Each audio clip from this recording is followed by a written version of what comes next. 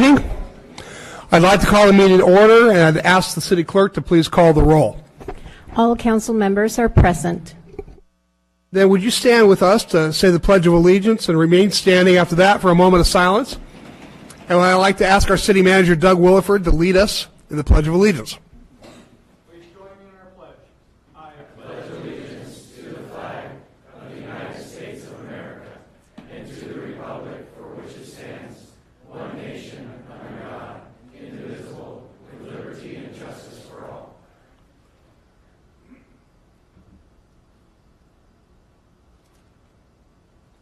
Thank you.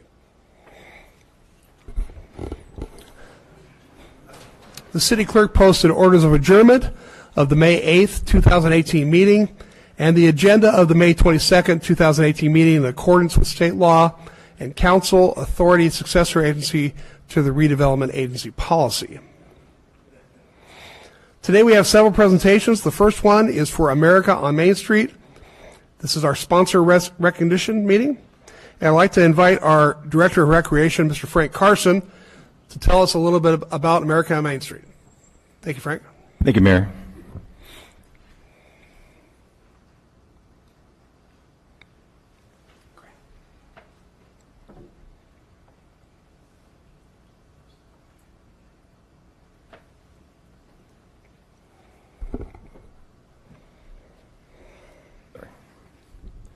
Okay. Getting used to the new wireless technology we have in here. My name is Frank Carson, Director of Recreation, and thank you for having me today. We want to recognize our sponsors for America on Main Street, and I know the room is full to watch this amazing video right now. That's right. America on Main Street was a little different this year. We started a little later and we ended a little later. We actually started serving food at 12:30, but the event didn't start until 2 o'clock. So we had people coming in an hour and a half before the event was supposed to start interested in it. Even right at 1 o'clock, we had easily 500 people walking around the event before the event started. So we were very happy with the turnout all the way from 2 p.m. to 9 p.m. We had a consistent flow of traffic throughout the event. Definitely want to thank our Public Works Department, our Police Department, and our Fire Department for being actively involved with the success of the event. I would like to show a brief video, and then I will start with the presentations of the sponsors.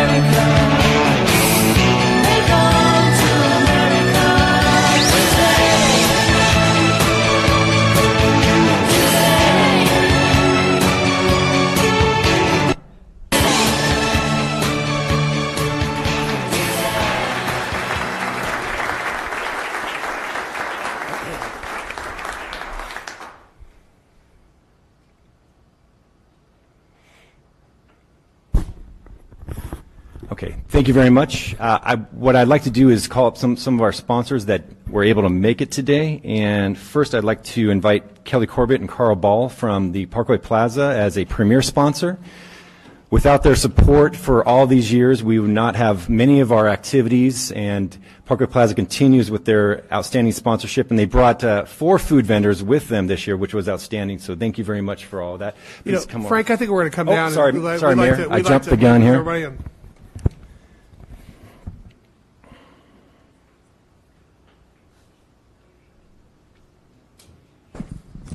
Hi. Thank you very much. Thank you, sir. You have to stand here and get your pictures taken.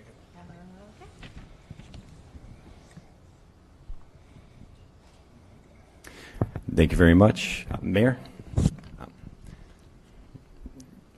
Well, I want to thank you very much for what you've done. You have like to say a few words? Did you enjoy the America Main Street? We did. We had a great time. I think we probably had over 5,000 people that came and stopped by our booth, and it was an incredibly fun day. Tell us what's going on at Park. There's a lot going on. We've got some exciting new tenants coming in. We've got Fresh Up Executive Cuts, a second barbershop opening up in the mall. We've got Miniso, which is kind of a new concept in the U.S. It's a Japanese-based store, kind of like Daiso, which would be the Korean counterpart to that store. We have a new food court tenant, Stubborn Poke and Chips. I'm not too familiar with the Stubborn Poke, but there are a lot of folks excited about that. And we've got a couple stores we can't announce just yet because the ink's not dry. But we want to thank you guys, and we appreciate the opportunity. And we don't know what's going in the Sears area. No, we don't know what's going in the Sears area yet. We're anxiously awaiting their announcement. Is that them or you? That's them. That's Saratage. So, yep. I wanted to add a couple of things. We also have a couple exciting partnerships, one with Hamul Casino. On June the 4th, we'll be starting shuttle service from Parkway to Hamul Casino. And then we also have a new partnership with Flixbus. It's a European bus company, and they'll be doing routes between here and Vegas and Tucson. Well, thanks for supporting America on Main Street. We couldn't have done it without you. Thank you very much. Thank you. Council would like to shake your hand. So I jumped again there. I apologize, Mayor, not having you guys come on down. No, it's okay. Let me invite, before I invite Sequan Band of the Kumeyaay Nation, I do want to say the Barona Band of Mission Indians, they were unable to come today because they're doing a photo shoot at Balboa Park, but we do have Sequan Tribal Councilman Joshua Muse from Sequan Band of the Kumeyaay Nation to accept their award.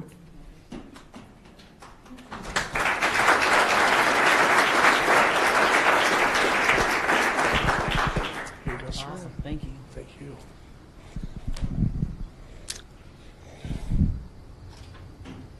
Well, thank you very much for helping us on America Main. Want to say a few words? Yeah, no, it's our pleasure to support the city of El Cajon, as you know, right here in our backyard. And I think that we've done the America on Main Street since inception, and we look forward to continuing our partnership and working with you guys every step of the way. Always a great partner with us. Thank you very much. Thank you.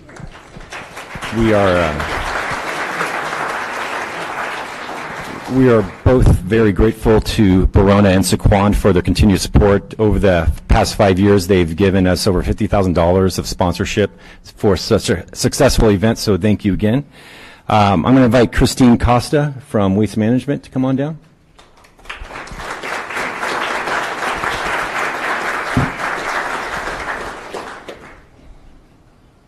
Christine's always a great friend, and Waste Management a great friend of the city for so many events. Thank you very much. Yeah, you're welcome. Yeah, we're just proud to be a partner of the city of El Cajon. We look forward to many more fun times at America on Main. And I don't know if any of you guys saw our booth, but it did not stop all night long. We had 40 to 50 people all night, and it was so much fun. So we look forward to next year, and we look forward to 4th of July. Great. Look forward to it. Thank you very much. Thank you. Thank you.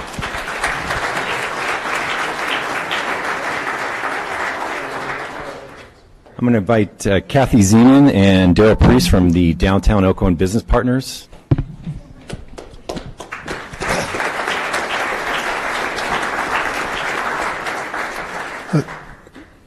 It's hard to imagine two people that do more for the city of El Cajon. Thank you for helping us with this today. This is for you. Say a few words. We had a great time. Downtown El Cajon Business Partners is always proud to support the city, and we're already looking forward to next year. Wonderful. Darryl. I just, for you that don't know, the El Cajon Downtown Business Partners represents 230 properties approximately.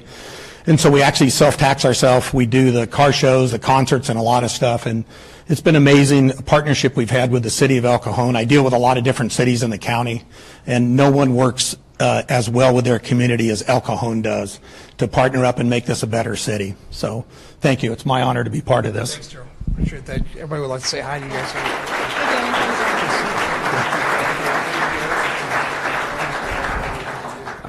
I do also want to recognize premier sponsor Walmart. General Manager Lupe could not be here. I'm going to invite Roger Doherty from Kaiser Permanente down.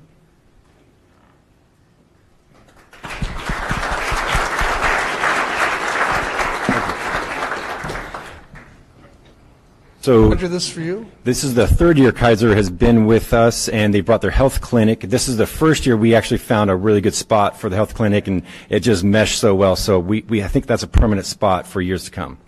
Yeah. Well, thanks for being a partner with us.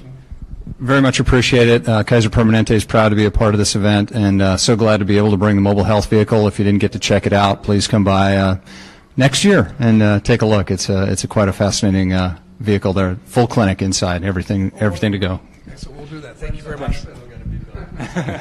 Leave him alone, Bob. That's a very popular question. Thank you. So as you all know, I'm sure, or many of you know, we have the land here in El Cajon, and it is, I don't have a date. I apologize for not having an exact date, but we are working with our national land use and facilities folks to try and get the capital down here as quickly as possible. I live in Avocado Estates right down the road, so I want it here as much as everybody, I promise you. Thanks. Thank you.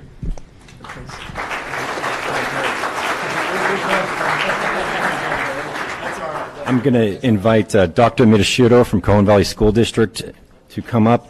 Cajon Valley School District is a marketing sponsor for us. They do all of our printing, a lot of our marketing for us. Without them, we would not be able to get the word out as best we can. So thank you, Doctor.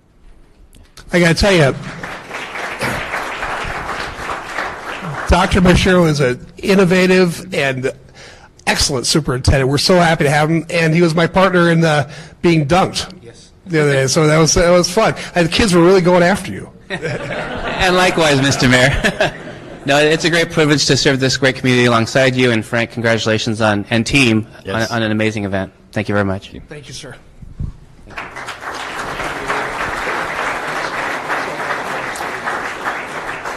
So I'm going to invite Jennifer Tenter, or JT, as she likes to be called, from Mozzie Heating, Air, and Solar for their recognition. This is their first year joining us, and we hope for many more. Hi, JT. Good. Here you go. That's for you. In front of all your friends. You can have me. It's okay. I don't mind. Good to see you. Want to say a few words? Thank you. Mozzie is definitely very proud to have been a sponsor of the event. It was such a well-run event, having been to several events. Frank, your team did a great job. Thank you. The help we got from the moment we arrived was amazing. The community was amazing. So for our first time there, it was it was a surprise and really amazing. We're looking forward to more and better, and it was great to be the naming sponsor of the Rugged Warrior Challenge. That was exciting. That was a pretty fun event for the kids and adults, but that was great. So thank you so much for having us. Thank you. Mozzie Heating, Air, and Solar is here in El Cajon. We've actually been here since 1969. And the address is 9411 Bond Avenue. And the telephone number is 619-448-9545. We are actually hiring, too, so please give us a call. You can visit our website, mozzie.com, careers, and see what's available there. So thank you. The number slower for everyone, 619-448-9545. Check us out at mozzie.com, MAUZY. Excellent. Thank you very much. Thank you so much.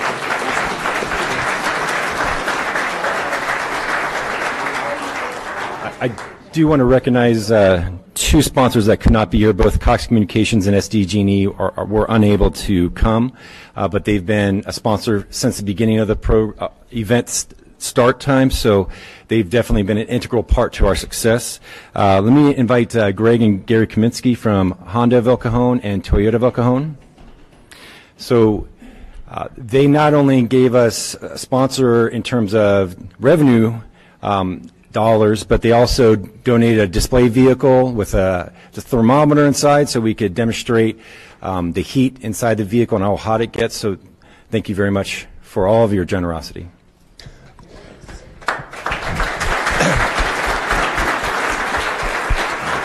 Well, the Kaminsky brothers are always great friends to El Cajon and always involved in everything we ask them to be involved in. We really appreciate that. Thank you very much. Would you like to say a couple words? Just thank you. A great event and happy to be part of it. I'm glad you had a good time. All right. Thanks. Thanks again. It's good to see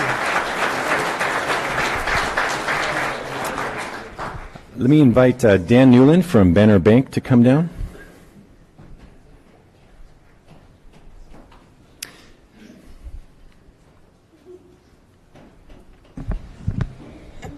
This is the fourth year Banner Bank has been a sponsor for us, and we appreciate all that they've given us and continue to. Dan, thanks for your involvement. I appreciate that's for you. Thank you very much. Say something. Yeah, this is, thank you.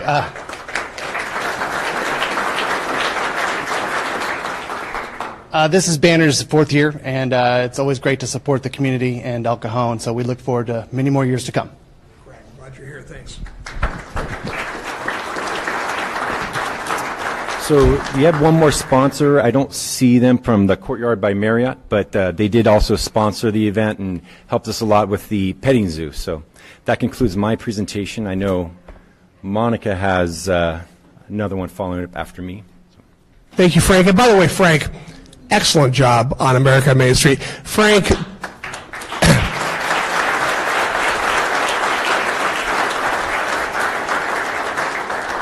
I'm told that Frank put 2 or 3 full hours into this event. That's true. Maybe 2.5. Yeah, excellent job, as always. Thank you, Frank. Please give our thanks from the City Council to all the staff and everybody that spent a tremendous amount of time and effort to make this a great success.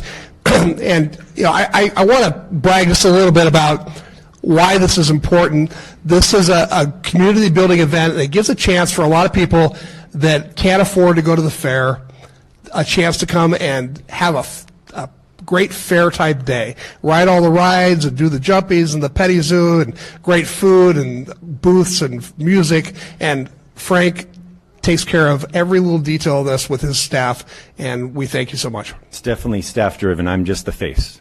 Indeed. Thanks.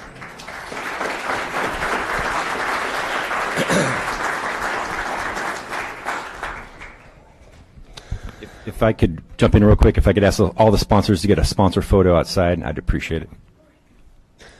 All right, thank you again, sponsors. Now, let's see.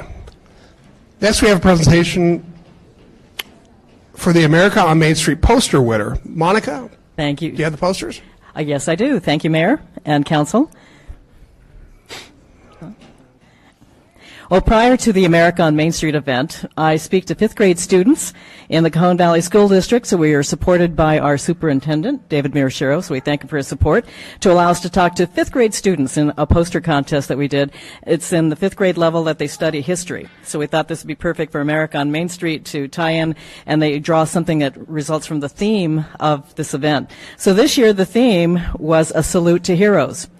So as I went to the 5th grades school areas here in the city of El Cajon, I talked to them about heroes. You know, who did they think would be a hero? Somebody they studied in history, maybe a profession, police officer, firefighter, paramedic, 911 dispatcher, or maybe somebody in their family that they felt was a hero that brought them here, maybe from another country, or just overall taking care of their family. They felt they were a hero. And the students responded with some really amazing posters. I also want to thank the Friends of East County Arts. They were our judges again this year, and they were also our prize sponsors. For the first place winning poster, they get a $75 gift card to Target. Our second place gets a $50 gift card to Target, and for third place, $25. So I'd like to present to you our 3 winners. So hopefully they're all here. We're going to begin with our third place winner, Jelena Malo from Meridian Elementary, their teacher, Mr. Peterson. So, Jelena.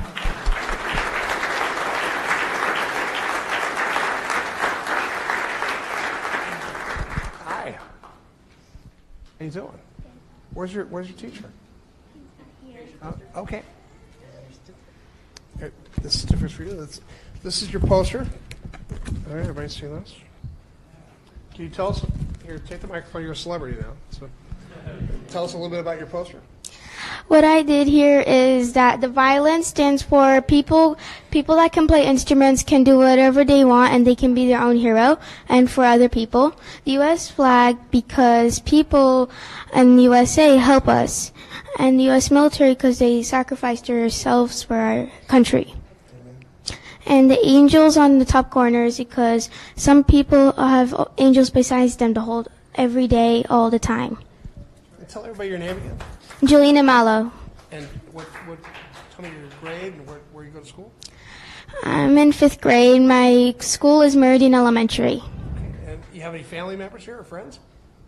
My mom is right there. Stand up, Mom. Yay.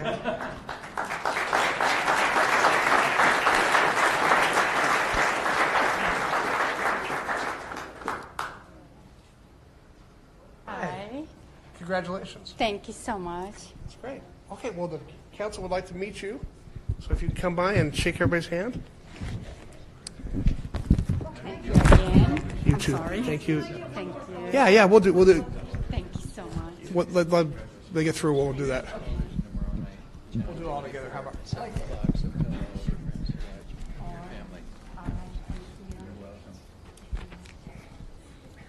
Oh, before you go away, we want to get a picture. You can sit right in the middle here. How about that?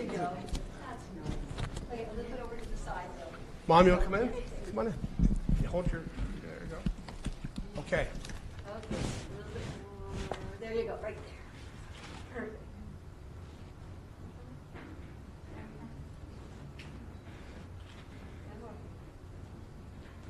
Thank you. All right, thanks very much.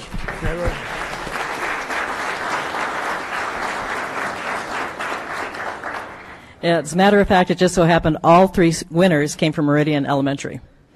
And so our second place winner from Meridian is Melinda Mira. Melinda, are you here?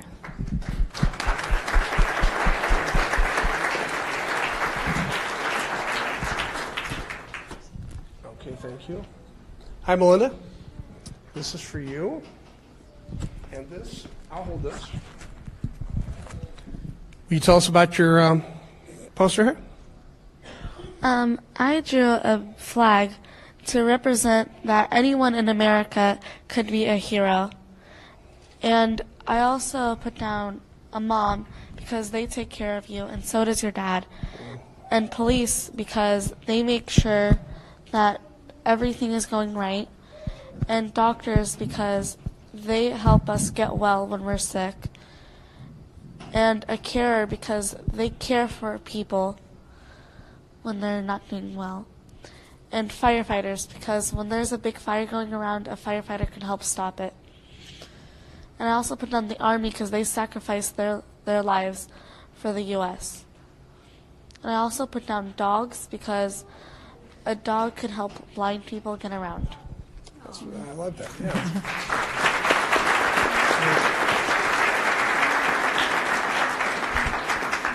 Did you bring anybody with you today from family? My mom.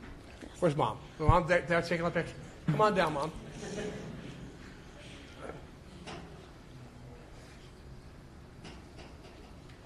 And Bill, this will be on Channel 24 tomorrow night at 7 o'clock, so you can all tell your friends. Congratulations, we're proud of you. Hi, buddy. How you doing? Everybody would like to meet you. And make sure we have to come back. We have to take a couple pictures. Come back. Oh, after they meet everybody, huh? Come on back over here.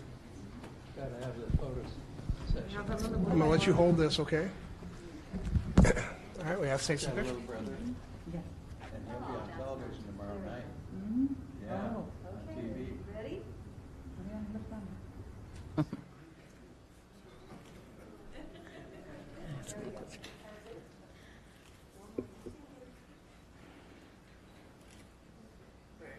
All right, congratulations.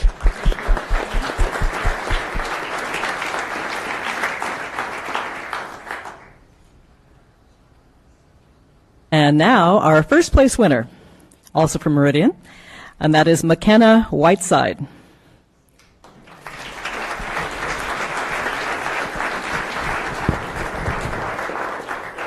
Hi, McKenna. This is for you. I'm going to hold this, and you're going to explain to everybody what this is.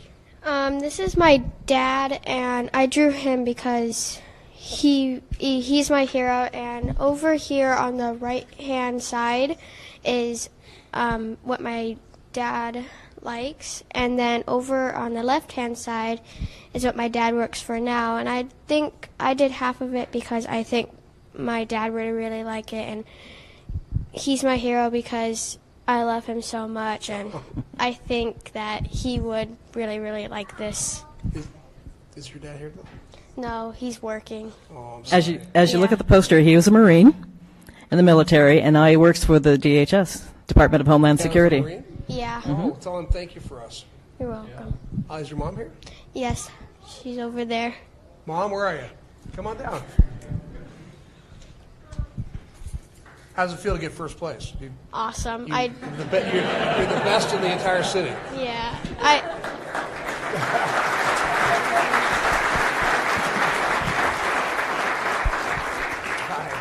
You get your hands full, huh? Yeah, just a little. Come on in here and let's take some pictures and you can meet everybody. Hey, buddy. All right. What? There we go. Don't run away. Okay. Don't run away. First place, huh? That's great. Okay, Mommy. There you go. Okay. All right. Everybody would like to meet you, so please come shake everybody's hand.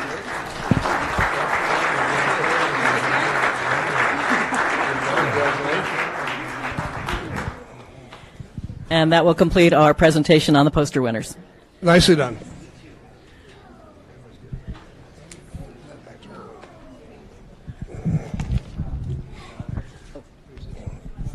All right, next we're going to celebrate Building Safety Month, and Deputy Director of Community Development, Dan Paval, if you could come down, and Monica, could you please tell us about this proclamation?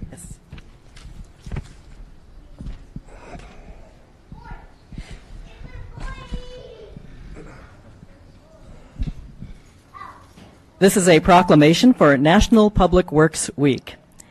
Whereas National Public Works Week is a celebration of the men and women who provide and maintain the infrastructure and services collectively known as public works. Oh, is it the wrong one? Public Works. That was the next one. Building Safety Month. Okay, let's start this over again. Take two. So this is a proclamation for Building Safety Month for May 2018. Whereas the safety of the buildings we occupy daily is essential to the health, safety, and welfare of the residents of El Cajon. Among the world's most fundamental laws and ordinances are those which provide standards for the safe construction of buildings in which people live, work, and play. Through the efforts of local building officials and their cooperative relationship with the design and construction industry, the administration of these health and safety standards is assured. And whereas the Building and Fire Safety Division is helping to ensure the public's health, safety, and general well-being by reviewing building construction plans, issuing building permits, and inspecting buildings during and after construction to ensure that they comply with the minimum necessary healthy and safe regulations. It is this preventative work that contributes to the success of keeping the occupants of the structure safe during an emergency. And whereas in an ongoing effort to ensure that residents and individuals patronizing businesses in the city of El Cajon are afforded the highest construction standards available, the Building and Fire Safety Division is joining municipalities across California to promote the building safety through the observation of Building Safety Month. This observance emphasizes the important role the Building and Fire Safety Division plays in the development and maintenance of safe buildings in our community. Now, therefore, Bill Wells, Mayor for the City of El Cajon, together with the City Council, to hereby proclaim the month of May 2018 to be Building Safety Month. I urge all residents to participate in Building Safety Month activities to help promote building safety, to create awareness as to the importance of construction and building codes, and to spotlight the role of the dedicated code official in administering those codes. Signed this 22nd day of May, 2018.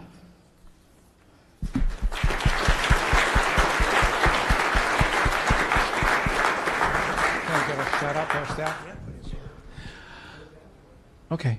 Well, I would just like to say that what we do is not glamorous, and I kind of my example for that is that when we do our job right, nothing happens, right? Your building doesn't fall down in an earthquake. People who have disabilities are able to access your building. Fires are contained. So, in that way, it's not very glamorous, but it's very important what we do. I'd like to have our staff stand up and be recognized because I very rarely get a chance to publicly recognize our staff.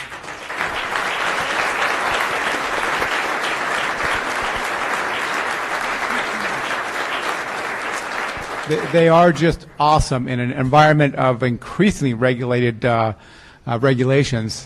They do a tremendous job, really a tremendous job making it all come together. Dan, I know you got into this work because you want to be loved by all and have no controversy. And no, it's a tough job, and they get a lot of pushback, and they have to stand firm for what's important, and they do a great job of that. We're very proud of you. Thank you, Dan.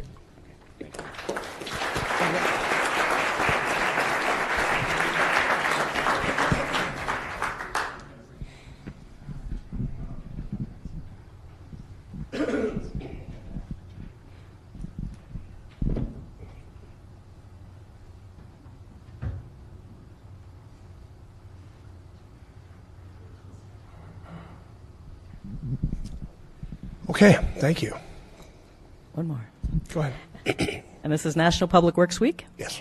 And we have Dirk, our Public Works Director, Dirk Epperson.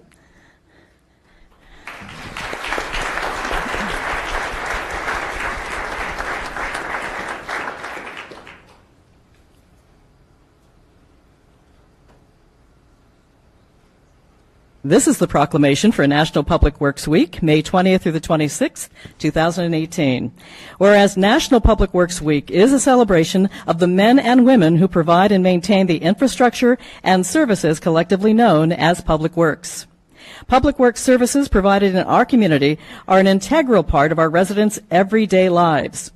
The support of an understanding and informed citizenry is vital to the efficient operation of public works systems and programs such as wastewater, streets, stormwater collection, public buildings, and traffic safety.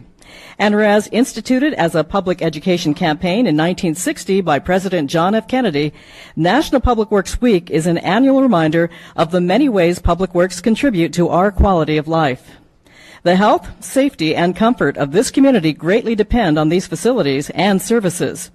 The quality and effectiveness of these facilities, as well as their planning, design, construction, and maintenance, is vitally dependent upon the efforts and skill of public works officials.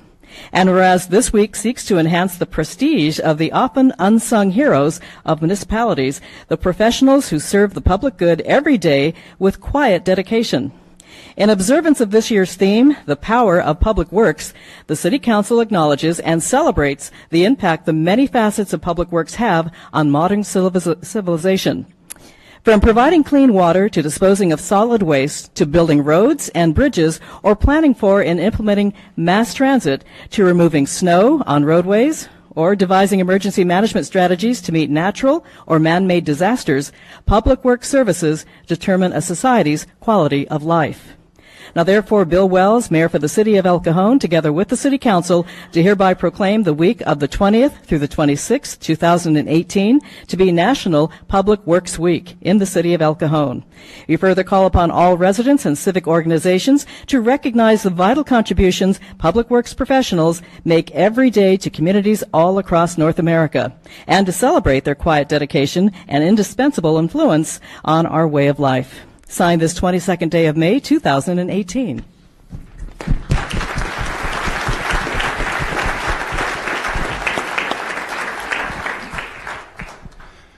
Thank you very much. I just want to first say thank you to all the Public Works employees for the City of El Cajon who do an amazing job each and every day. If you're here in the stand or in the audience, please stand up and be recognized. All Public Works employees.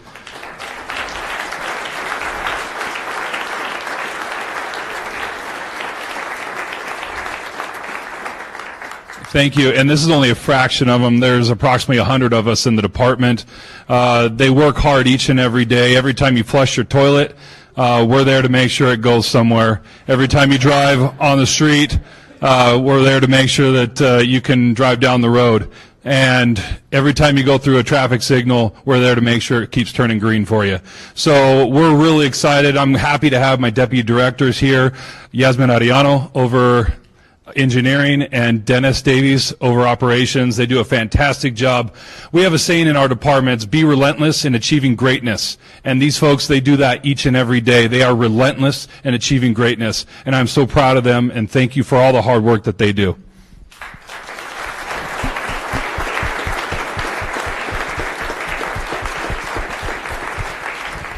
Thank you for your professionalism, and please give our thanks to the City Council, to your entire staff.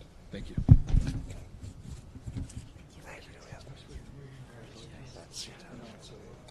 Thanks, guys.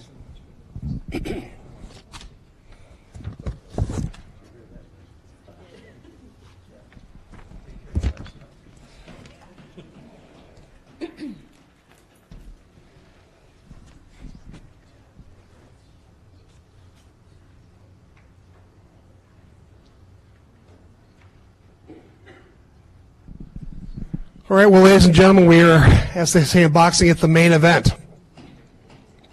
We are at the presentation for a commendation for the retirement of our city manager, Doug Williford. Doug, would you come down and join us?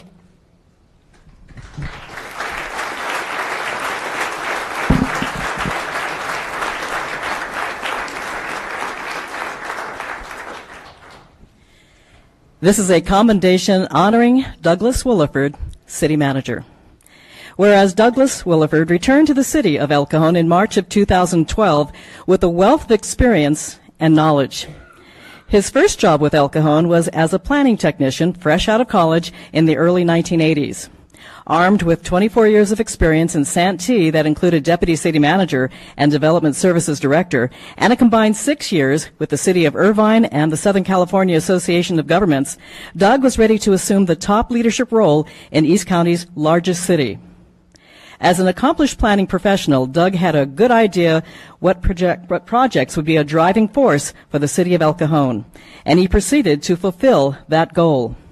And whereas Doug Williford played an integral role in El Cajon's climb out of a devastating recession by aggressively pursuing economic development and promoting quality development, he attracted the first 4-star business hotel in the East County, the Courtyard by Marriott, which opened in March.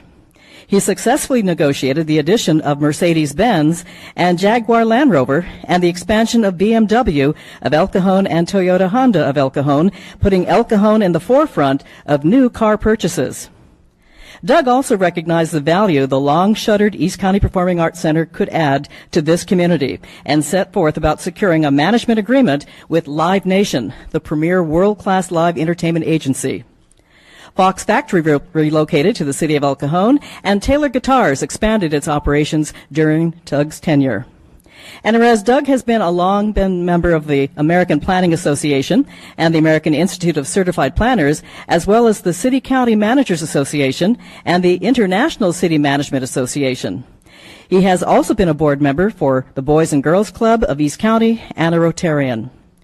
Doug has generously shared his insight and expertise to bring the city of El Cajon into the realm of competitive business and quality development. He has had a profound influence on every aspect of what the city is and has become, pronounced Mayor Bill Wells. We truly appreciate his leadership, his friendship, and his vast contributions to the city of El Cajon, the residents, and the businesses. Now, therefore, Bill Wells, Mayor for the city of El Cajon, together with the City Council, to hereby commend and congratulate City Manager Douglas Williford on his many accomplishments in the public service arena and wish him and his family good health and much happiness in the years to come. Signed this 22nd day of May, 2018.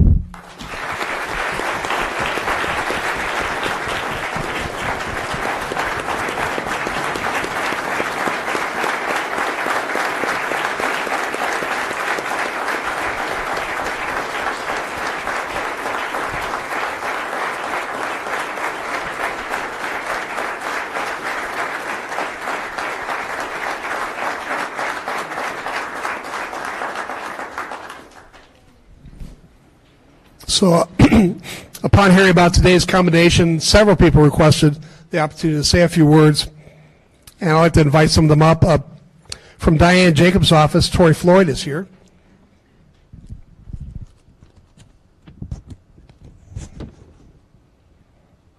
Hi, Doug. It's my pleasure on behalf of Supervisor Jacob and the entirety of the County Board of Supervisors to thank you and extend our gratitude to you and all you've done and your commitment to public service throughout your past 6 years and many other years serving in the public sector and as well as in Orange County and all what Monica said. But I'd like to read a few highlights from our proclamation to you. Whereas during Doug Williford's 6 years of managing El Cajon, the city moved forward in several significant ways, including being instrumental in the city signing a contract with Live Nation to run the soon-to-reopen East County Performing Arts Center, as well as helping woo the area's first 4-star hotel, Courtyard by Marriott. And whereas Doug Williford's management philosophy is simple, and he emphasizes a team atmosphere with a clear mission wherein every employee, regardless of their position, feels they are a part of something positive and important. He places a strong emphasis on employee morale due to his observation that employees enthused by what they are doing will be far more productive and effective, especially in stressful circumstances. And whereas the County of San Diego is committed to recognizing and honoring those individuals who are dedicated to the best ideals of public service, and Doug Williford is one such worthy individual. Now therefore be it proclaimed by Chairwoman Kristen Gaspar and Diane Jacob, and all members of the San Diego County Board of Supervisors on this 22nd day of May 2018 that they commend Doug Williford on his retirement from the city of El Cajon and do hereby declare this day to be Doug Williford Day throughout San Diego County. So thank you so much.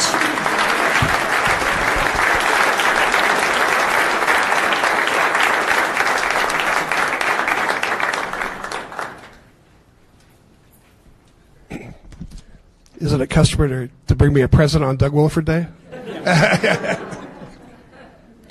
All right. From Assemblyman Joel Anderson's office and Randy Vopel's office, Andrew Hayes and Gail Raymer are here. Flip that a little bit.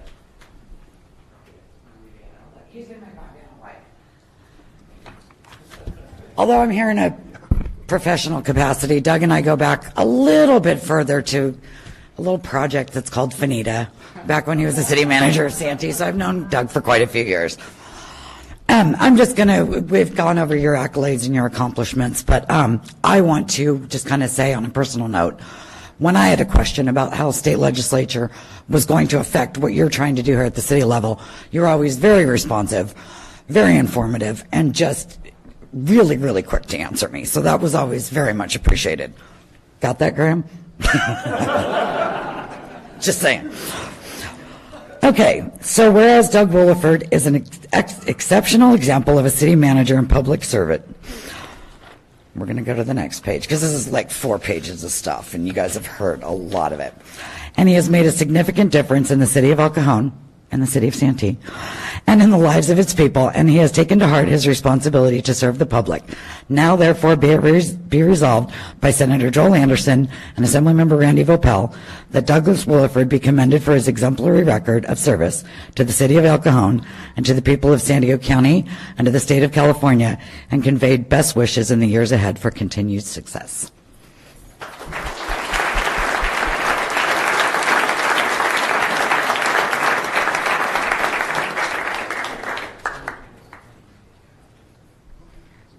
From Helix Water District, Director Joel Scalzetti is here.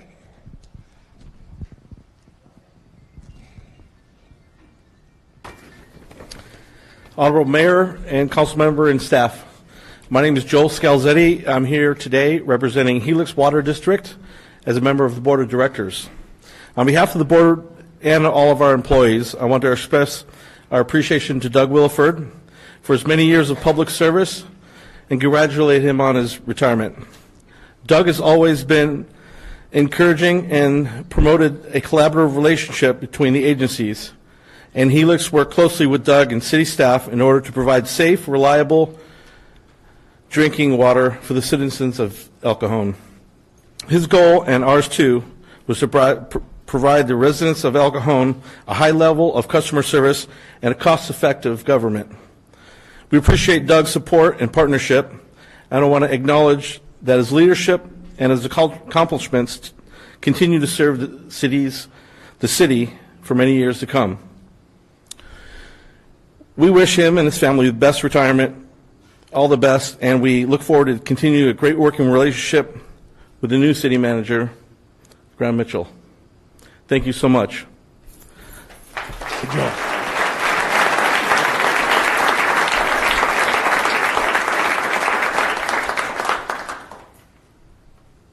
Okay. From Padre Dam, Alan Carlisle's here.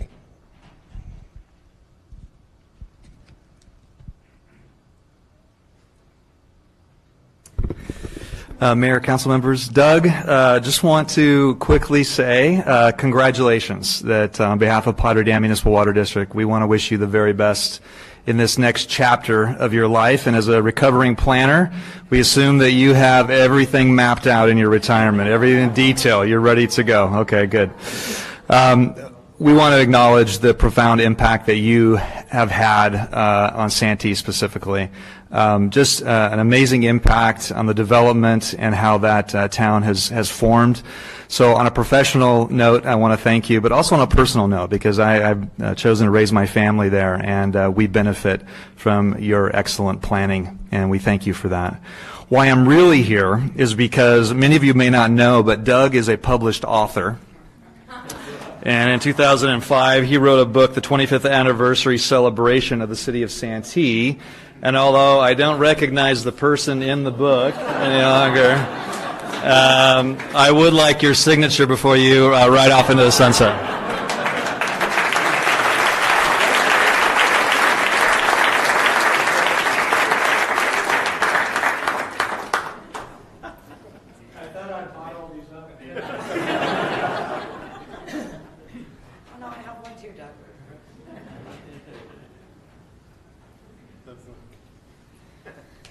Thank you for that. From Heartland Communications, Gary Brown.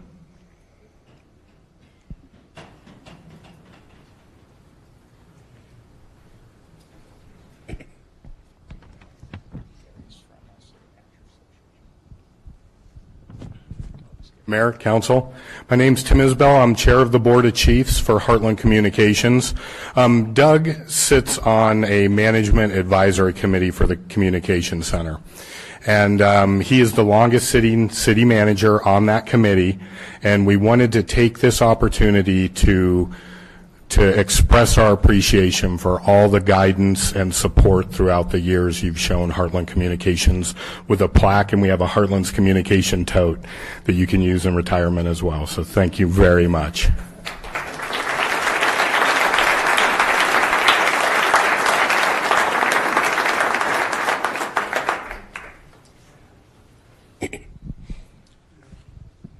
Well, in San Diego, we have Sandag. In Orange County, they have SCAG. And so we have Hassan Ikrata, and he's here to present Doug. Thank you, Mayor, council members. It's really good to be here. I drove only about 300 some miles. I want to remind him of that. But I would have driven 1,000 miles to be here. Doug worked for SCAG for a few years. I can tell you he's an ultimate professional, hard-working man, made an impact in everything we do and everything we're going to do. So it is my honor to be here today to honor Doug's retirement. I'm not going to read all of this because it's going to take a while. But for those of you who do not know SCAG, we have a board of 84 elected officials, council members, supervisors, mayors, and on behalf of all of them, who represent 191 cities, a little bigger than San Diego, I want to say, Doug, thank you for what you did throughout Southern California, but for what you do, SCAG. And personal note, thank you for being part of my life for a few years. Thank you.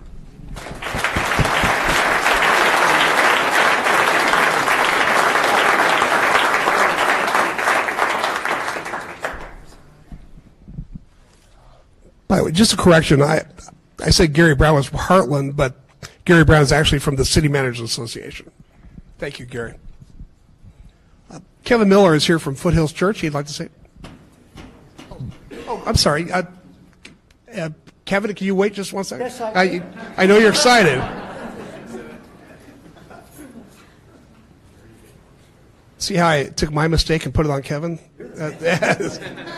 And this is a 2-for-1 because I'm representing ICMA, and the city manager from Coronado is here to represent all the city managers. Wonderful. Thank you. Got a letter here from Mark Ott, who's the executive director of ICMA, thanking Doug for all his 40 years serving people. And personally, I just want to say thank you, Doug, for your sense of humor, your creativity, your honesty and integrity. And quite frankly, I sort of, as the bishop said at the recent royal wedding, I hope there aren't many more presentations because we got to get you retired in a hurry. But thank you very much, and I'll turn it over to Blair.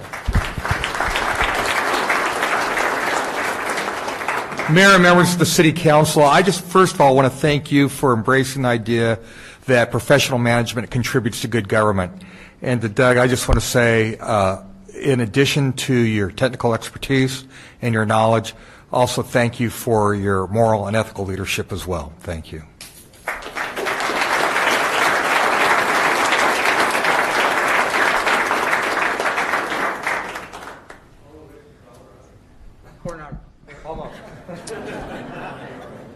All right, I'd like to invite Kevin Miller up from Foothills Church.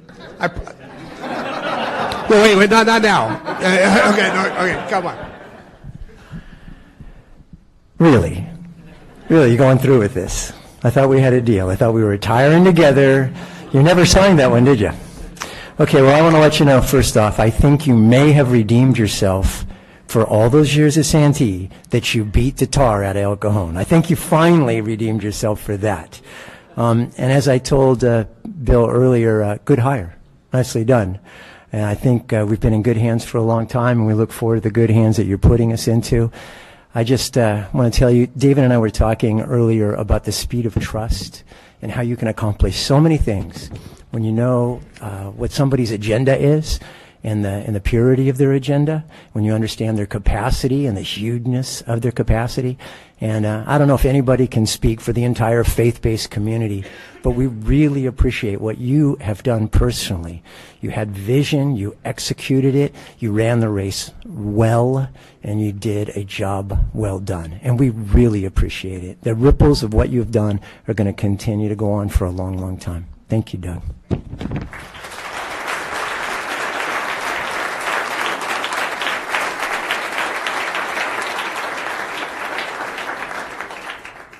Next, we have Jack Dale, and Jack's a Santee City Council member, with former mayor and former chairperson of the SANDAG.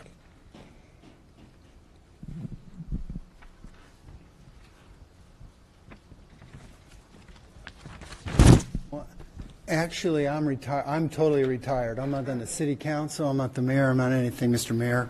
But thank you for the opportunity to be here. And I do indeed, well, I'm not elected, I'll take the privilege of representing the people of Santee, the city of Santee, and we are very proud to say that we're the home of the Sycamore landfill, this Padre Dam water reclamation facility, the Las Colinas Girls Club, and the two tanks, Sycamore, the two sewer retention tanks that the city of San Diego cleverly labeled number 1 and number 2. Before I go too far, Hussam, it is wonderful to see you. When I was at Sandag and Hussam was at SCAG, we had a wonderful partnership and did great things for the people of Southern California. And Graham, it's good to have you back in East County where you belong. Very happy to have you here. We are very proud and very grateful of what the city of Santee has become. We have a great town center. We have an economic development project that, quite frankly, has been the the envy of many places in the region. We have homes that are growing as far as the pride people take in them. We have parks that people from all over East County come to. We have one of the lowest crime rates. We have the best paramedic service. We have great schools. Quite frankly, I like to say that we're one of the finest cities in the county. The only thing we're missing is a beach, and the next earthquake, we're going to take care of that. But the reason of that are the people that work there. Every 4 years, I used to take credit for it, but frankly, it's the people that work there. And Doug Williford had his fingerprints all over it. From the town center, from the way our neighborhoods are become, the people that work there. As we know, city managers or planning directors, whoever you are, it's the people that work there and the team that you lead and the leadership you provide, which really, really makes a city what it can become. And the greatest compliment we can have in our city is that people came there because they could afford it. But once they got there, they wanted to stay there. And as I say that, I also need to take a second, because I don't have a lot of statistics, but the SANDAG, as you know, is a board that has a great many statistics. And to give you a sense of the impact that Doug had on Santee and, quite frankly, El Cajon, simply by him going from Santee to El Cajon, he raised the average IQ of both towns.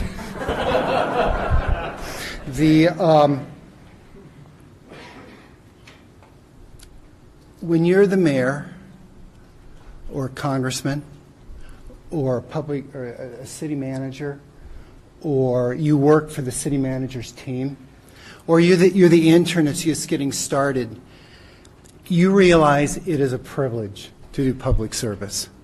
We know it. I know it looking back. I knew it then. Sometimes it's more of a privilege than other times, but it is a privilege, and I think that no one did a better job of making decisions and leading people with the heart and the spirit of taking care of the people that provided you that privilege. And from the 60,000 people of Santee, Dougie, thank you so very much. But that being said, there's always projects and things that we wanted to get done. When I was at Sandag, there was things I wanted to get done and some of them you do and some of them you don't. But to help you remember that, I would like to provide you the Fanita Ranch commemorative slides, the Doug Williford collection, as provided by Ms. Pamela White from the city of Santee.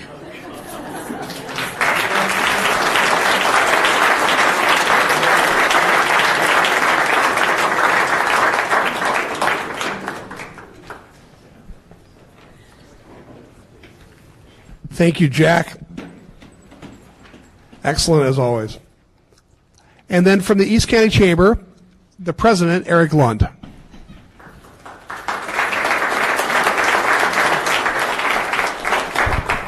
Mr. Mayor and City Council members, staff, Doug, congratulations. On behalf of the San Diego East County Regional Chamber of Commerce, we just want to thank you for your great service for many years. And I have to tell you that, you know, Doug has been an awesome collaborator. He's really worked with the business community.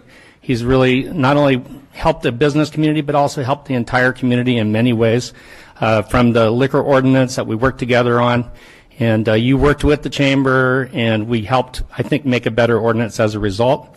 Although, you know, most recently to the Homeless Task Force, which East County Homeless Task Force, which the council has been so kind and generous to really kind of spearhead and help with. And I just want, on behalf of the board of directors, all of our 640 members, and the entire community, we just want to thank you for your great service. I think you finally deserve a break, but we do have some volunteer positions available. I just wanted to let you know. So good luck in your future, and I know it's going to be a bright one. And on behalf of the board, thank you so much.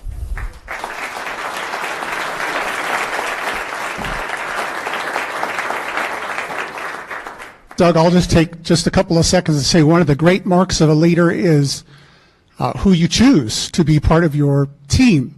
And that's one of your greatest legacies here in El Cajon, is the team that you've assembled. The police chief was your hire. The fire chief was your hire. The assistant manager, who's now our city manager, was your hire. And they, in turn, because they are quality people, they hired quality people. Our city is filled with quality people because it started with you, and thank you for that legacy.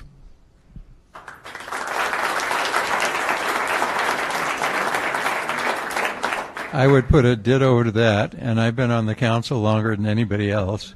And I have worked under several city managers. However, if I was going to pick one of the best, that would be Doug Williford. He's done the most for the city. He's been the most, as far as balanced budgets every year, and looked out for the city and the citizens of El Cajon, and he's just done a fantastic job. And I'm a proud person to be associated with him. Thank you, Doug.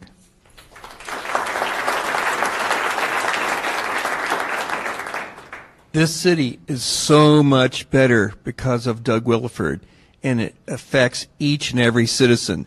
We've got great fire service, great police service, great ambulance service, and this doesn't come by accident.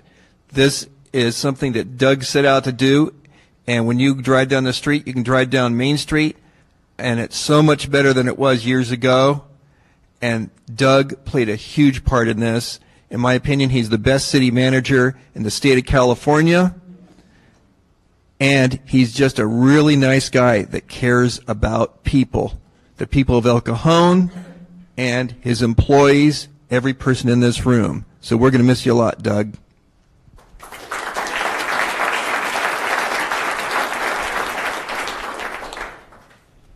All of you that live and work here in El Cajon, you may not have always known it, but you have been blessed by having Doug Williford as your city manager in the city.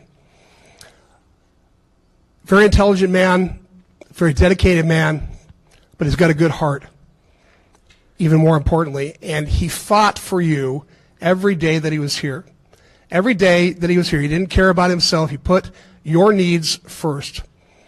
And he didn't care about getting a lot of credit. He didn't care about accolades.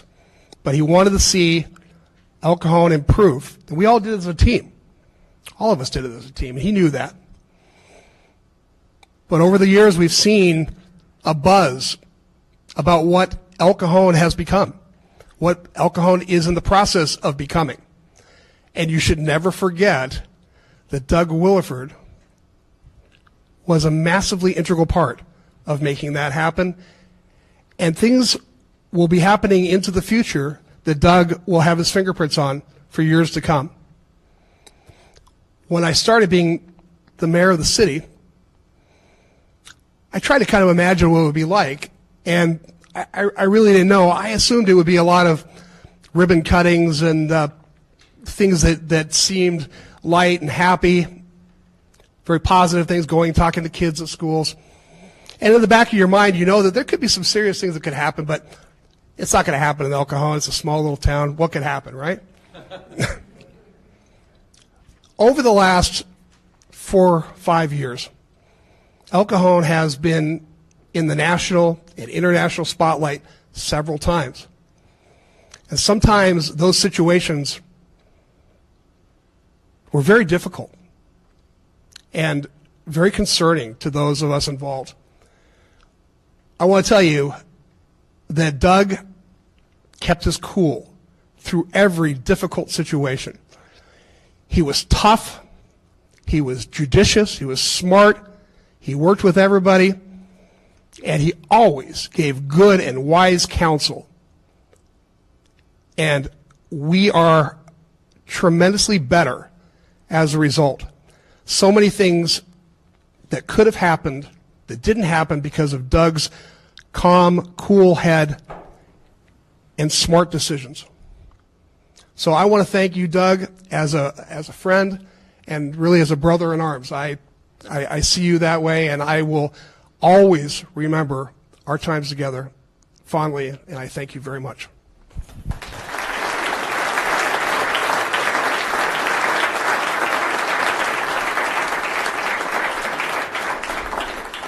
Now, I know there's a lot of other people here that have stories to tell about Doug, and we got to get this done before midnight. So I'm going to let Doug give his goodbyes, and then we're going to have a break, and we're going to get a chance to go have a reception for Doug, and maybe there'll be an opportunity to tell some stories over there. Doug? Thank you. Well, let me start by introducing my wonderful family here, beginning with my beautiful and wonderful wife and our daughter, Wei Wei and Catherine.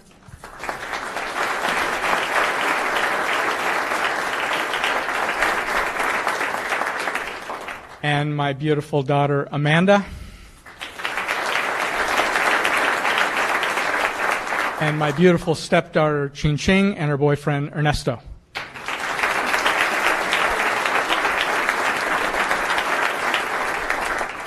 Thanks for coming. I want to thank everybody who took the time to come here today, and especially you, Hassan. 300 miles. You've got the record, and now I know. And you got to go back too, by the way. So that's another 300 miles. So thank you, everybody, for coming and sharing this special day with my family. And it's very touching. It's hard to put. I've thought about it. Obviously, how do you put 40 years in a couple of minutes? And you can't. But a lot of people have said what's on my mind, and that is, at the end, what you remember, and I know what I'm going to remember in my retirement for the rest of my life, is the people more than the projects and the programs. I've been blessed. You're looking at a truly blessed man. I walked into this building for the very first time on July 16th, 1979, an absolutely petrified 21-year-old in the worst, almost 80s plaid blue and white jacket that it was horrible to even think about that. And in those days, my first go around, they wouldn't have let me within 400 feet of the city manager's office. And I don't even think they let me on the second floor that I can remember, but I spent most of my time on the third floor in community development. And then, of course, got to spend about half my adult life in a truly great community next door that you heard from our former mayor, Jack Dale. And I still remember Jack when he came into City Hall. We're like a month away in age. He was 29 years old when I first met him. And he lost his hair for a time, and somehow he grew it back. And I want to know how you did that, because I've tried, and it's not working at all. And I know I've got some Santee friends here, but that town will always have a huge part of my life, because I kind of grew up with the town. It was a young town when I got there. I was a young guy. I was 24 when I got there. I walked out. I wasn't 24 anymore, and the town was not a kid anymore either. And it'll always be a huge part of my heart. And then I got to go to a completely different environment up in Orange County in the city of Irvine, and then on to Skag in downtown L.A. And much to my surprise, if you had told me way back when that I'd be standing here at the end of this career as city manager of the town I started in, this great city of El Cajon, I absolutely never would have believed it.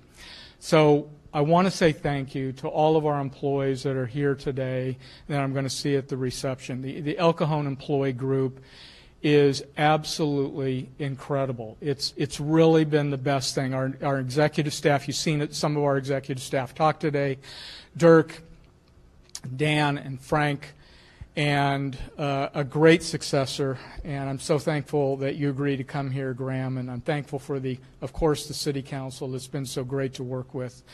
You're in really good hands with these 6 people and all the executive team and the employees. But I again want to thank our employees. It has been a blessing for me to be your city manager. It's been a blessing to work for you. One of the really unusual things as you go around California about El Cajon, not that many cities have the partnership outside of City Hall that we do here. The things that have happened here in the last 6 years and beyond have had a lot to do with the people inside the building, but it's had a huge amount to do with the people outside the building. And I see so many friends around this room, so many have talked. This city has great partnerships with the faith community, with our school districts, with the Chamber of Commerce, with my friend sitting right there, Darrell Priest, and Darrell and I go way back into El Cajon, longer than either you and Santee, either you and I want to, and Executive Director of the Downtown Business Association. Our nonprofit groups here, our service clubs here, our business community here, is incredible, and always tried to preach partnership in this town, and that City Hall on itself couldn't do anything. It had to have partners in the private sector, and we've got them in spades in this town. So thank you to everybody in this community, both inside and outside City Hall. So just a few minutes, so I'm going to wrap that up. And really, I just want to say, God bless all of you. Thank you for coming. God bless the city of El Cajon.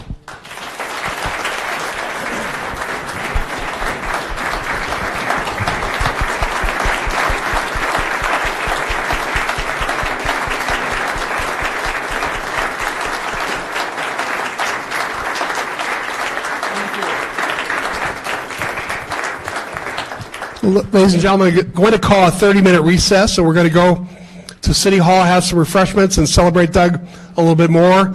Please come over, and we will see you there. Thank you. Thank you, Brian.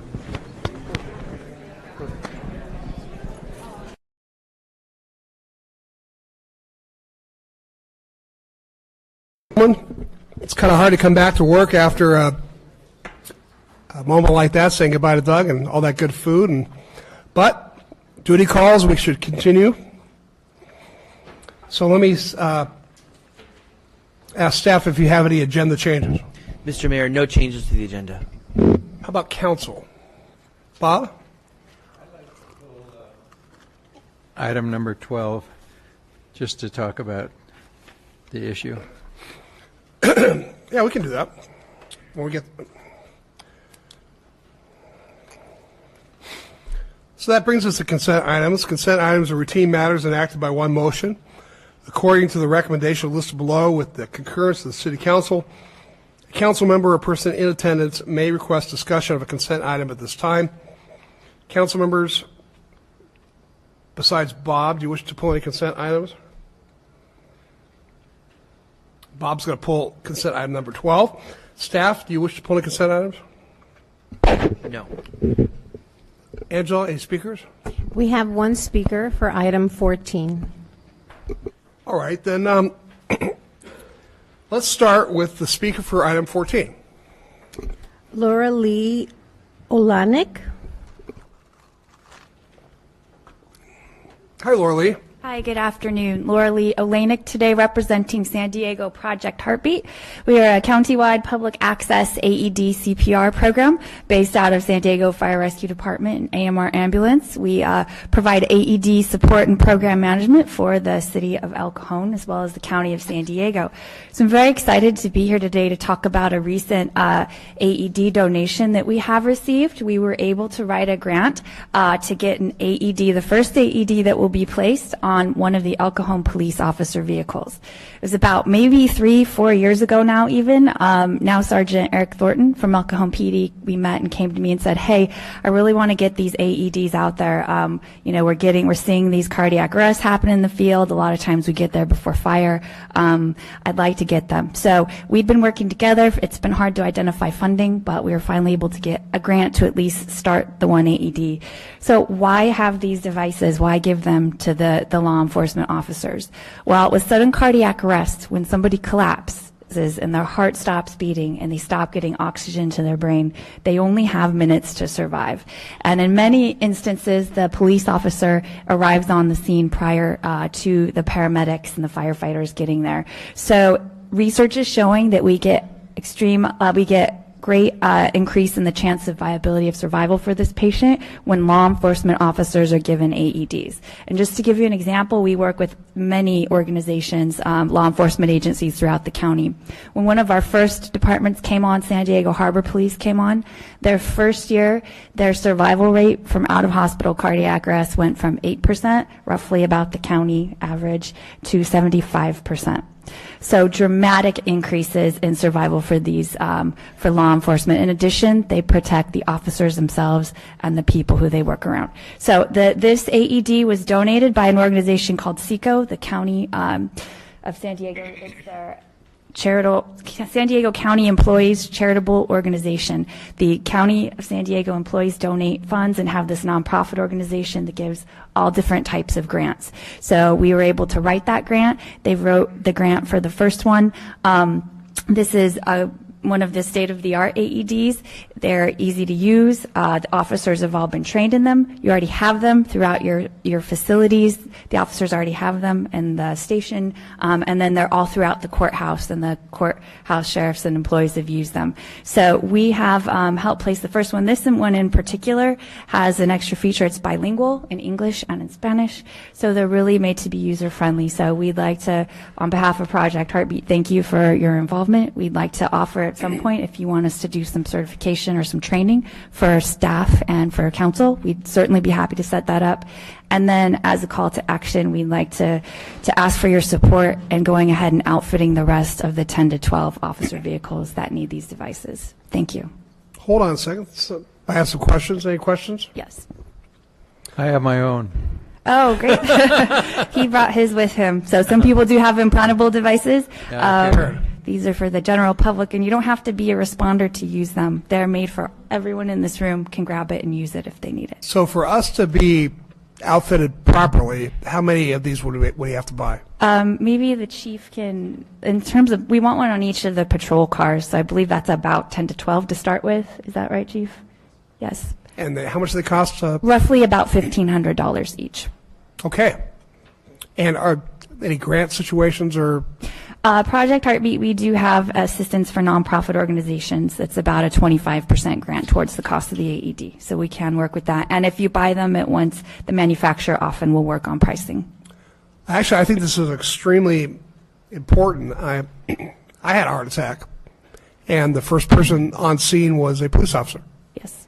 About 30 seconds after the phone call.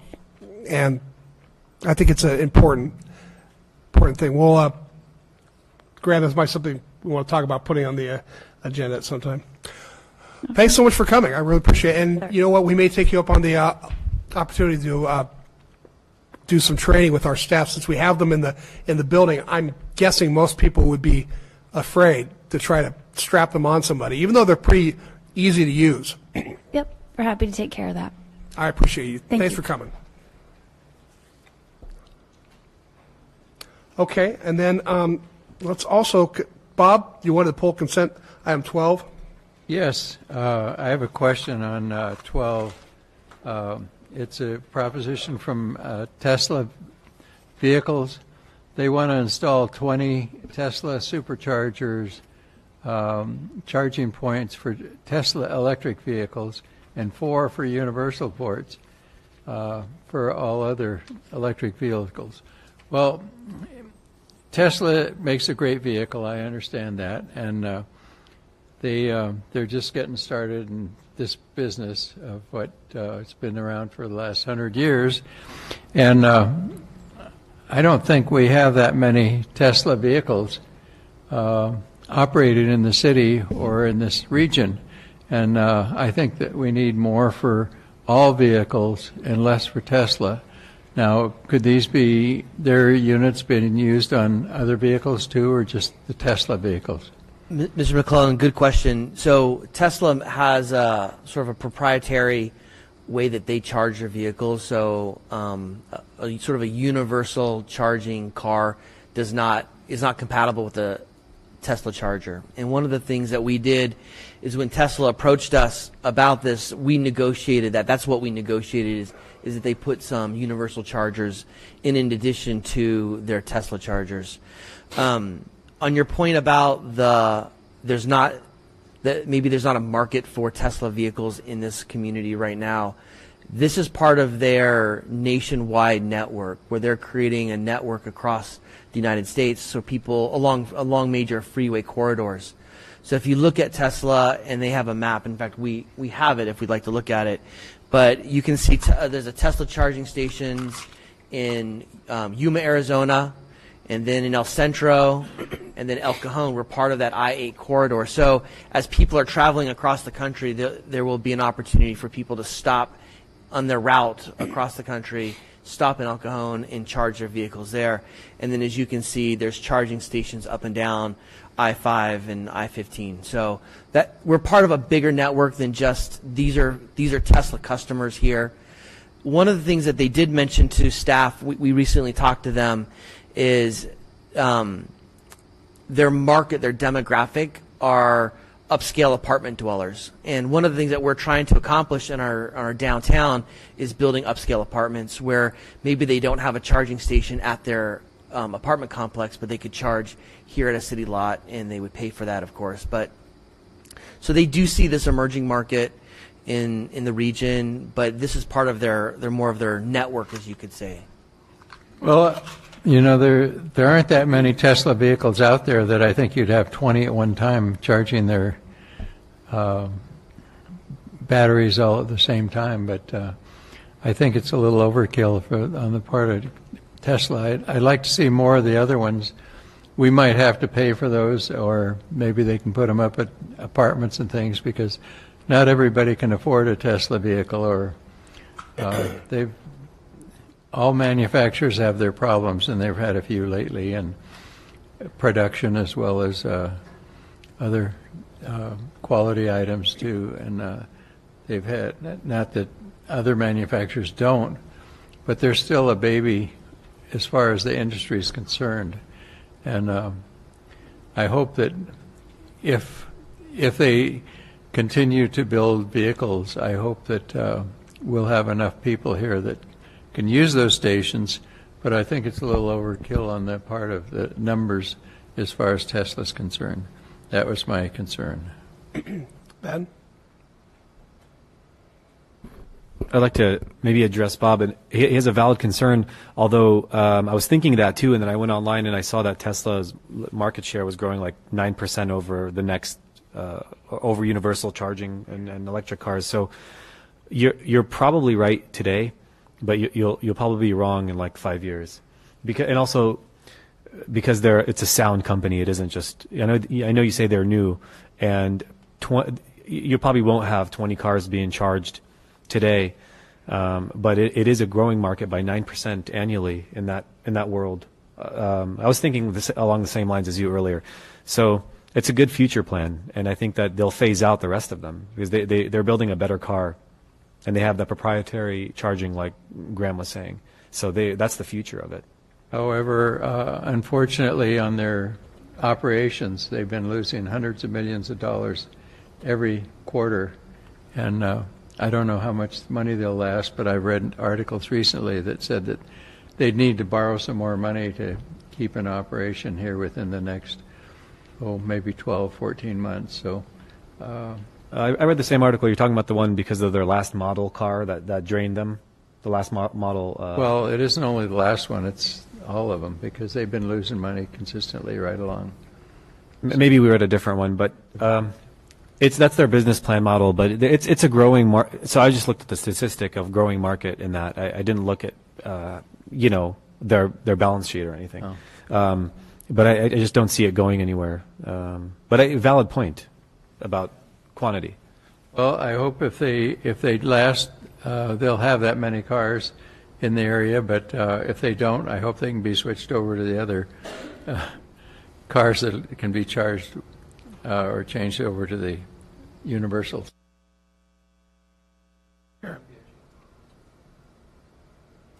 Well, I think everybody wins on this one because if someone's coming in from Yuma or El Centro and they want to stop in El Cajon and charge their Tesla, it's going to take them a little while, and they're probably going to walk over to one of our restaurants and have lunch or dinner or breakfast.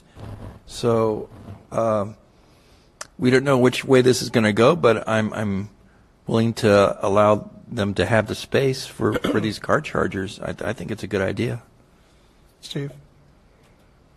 I'd actually like to send this back to staff. I think we have some more questions. In my particular question, anytime we give one company a gift of public land, we should be careful to do that. If we do that, this is an 8-year term for the spots. I would like to know what the other car dealers in town have to say about this. We have great Auto Partners, and they've invested a lot in our city. I'd like to know what they think, because what if they want to have an interest in this somewhat? Should we consider that? I don't know. I'd like to know those questions. I'm a little concerned about brand building for a company that is still emerging using public lands. So my recommendation is to send this back to staff for a little more fleshing out. Graham, do you know about how many of these stations, or if it's being entertained in Santee or La Mesa or any of the neighboring cities that would probably jump on this? Because Tesla is a name like Apple. Yeah, I don't know that. I don't know if they've been talking to others or where they're at in that negotiation process. Yeah, I'd hate for us to lose this over, not knowing the numbers. Graham, just a couple questions. First off, this isn't costing the city anything, is it? No, there's no cost to us. And if another company, say Nissan, wanted to come and put a charging station in, will we have room available for them as well? We would. I mean, at some point we'd have to draw the line and say, do we have enough chargers? But ultimately, as we develop the climate action plan, this will be one of the components of that, is that we need places for people to charge vehicles. Okay. Questions? Graham, just clarification here. So they have the proprietary Tesla plug-in and also the generic one, right? Correct. So any company can have their cars plugged in there, right? So any car but a Tesla can charge in the 4 universal. Only Teslas could charge in the 20 proprietary. Although those, I should point out that in our discussions with them, those are the 20 spaces. Of those spaces, 10 of them will be designated for Tesla parking, but the others will be designated for general parking. So you could still pull into a Tesla spot and not charge your car because it is a public parking lot. So should point that out. All right. Any other questions for staff? I think Steve made a good point about talking to some of the other car dealers and what their plans are on electric vehicles and what they think their numbers will be, and because Tesla builds less cars than any other of our major manufacturers, and they might be just taking over a position here that, of course, other manufacturers could put their chargers in there too, but we ought to ask the other dealers that we have in El Cajon that have invested great sums of money and see if they're interested in talking to their manufacturers and maybe adding some more, or maybe divvying up the pie a little more or something. So anyway, it might be something to check with our other automobile manufacturers or dealers here in the area. Ben? While Tesla produces the least amount of automobiles, it produces the most amount of electric cars. Just want to say that. I have to say that I'm inclined to vote yes for the recommendation. I think that they're offering charging stations for non-Tesla cars. I think it's a free market issue. The other car dealerships are not coming forward. Tesla's being innovative, and I don't see how it hurts us. I see it's only positive and nothing negative. I know we're in an impasse, but I say we put it to a vote and see what happens. Any other thoughts? I would like to make a motion to send this back to staff for more information. Is there a second on that? Moved and seconded. Please vote.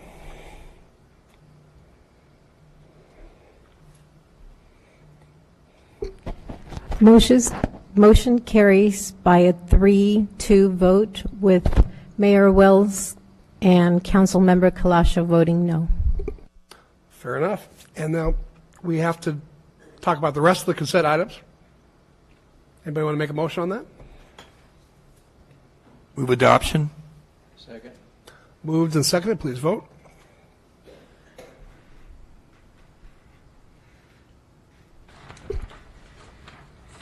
Mr. McClellan, I need your vote, please.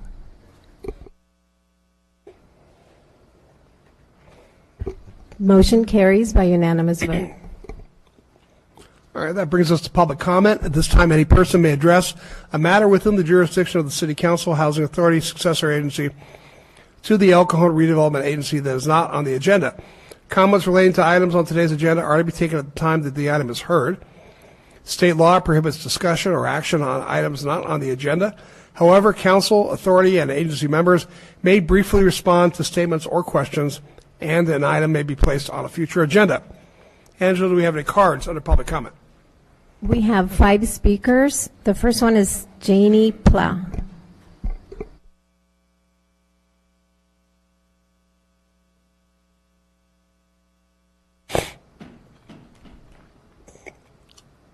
Hi, welcome. I'm Jane Law, and I live at Nova Villa Mobile Park. I'm a little nervous. And on Orange Avenue. And I'm just one of the many older residents there that's coming to feel that I hope we can get rent control somehow. As I'm in dire straits here from it, and I'm 93, and I'm not looking forward to having any more raises. In 2017, my rent was $11.35, and I own my own mobile home. And the next month, it was $12.42.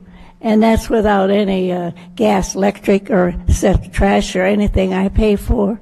And my income is $2,023 for my Social Security and little pension. And when I take the rent away, I have $881 per month to survive. And so it's just kind of a Russian roulette thing. Am I going to go before my bank account goes? And so I just wanted you to know there's many, many citizens like me in our mobile park, and we don't know what to do. Right. I thank you. Thank you, ma'am. I just wanted you to consider. Oh, I appreciate you coming. Thanks. Jim Sirigliano. Well, sir, welcome. Mayor, council members, staff, just real quickly, I wish we had a lot more people here like before, but my name is Jim Sirigliano. I live in a manufactured mobile home park here, and it's a senior park here in El Cajon, Villanovia, and right now we're going through a mediation process for rent mediation, and we're at a point now where we're going to be soon selecting a mediator candidates. And that's the latest update for everyone also here. And, well, before I say anything else, Mayor, I'd like to address to you about, you asked about when our next meeting was, our next SRA meeting. The next one will be June the 16th at our park at 3 p.m. That's on a Saturday. It's always on a Saturday, okay? And I'd like to invite you as well as all the other council members. I know Mr. Kalasha will be there. We've had access to him once before also. So that's an invitation. And, well, just moving on from that there, real quickly, last time I was here, Bonnie Price showed you this double-sided banner here. And I'd like for everybody here to see it again, okay, including the council. It's a two-sided. I'll swing it around to everyone here, okay. Now, the other side, I'm inviting everyone to do their homework about this bill. It's going to be on the November ballot, by the way. And I won't speak too much about it, but it has to do with repealing something that would help all renters or anyone interested in rent control throughout the state. So, and they can just Google it and see it. And I'm just going to show this to the rest of this chamber here real quickly here. I hope hope everyone can read that. It's large enough. And of course, the other side, that is the bill, Costa-Hawkins. And I'm all for repealing this bill, by the way. That's why I'm here today. And anyone interested in rent control, I don't care whether you're a mobile home park or just an apartment, a condominium, study this bill.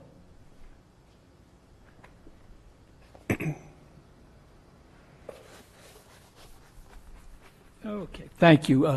And just real quickly, I've just got a list of 3 words that I think sums up everything that we've been putting up with many years, being residents and especially seniors in mobile home and manufactured parks. The first one is procrastination, and I'm sure everyone knows what procrastination is.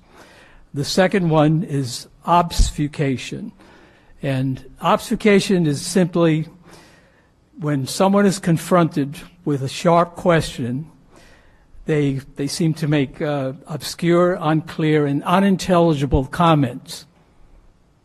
The third and last is prarification. And prarification is a false or deliberate misstatement and just outright lying. And this is what we've been putting up with for many years, especially as seniors living in mobile home manufactured parks. So, and again, I'll just close by saying, remember, seniors vote, because we are organizing. And that's to everyone here. And Mr. Mitchell, we look forward to working with you also, okay? Thank you. And of course, Tony Shute with the Community Development Department. And I thank you for your time. Thank you. Sunshine Horton.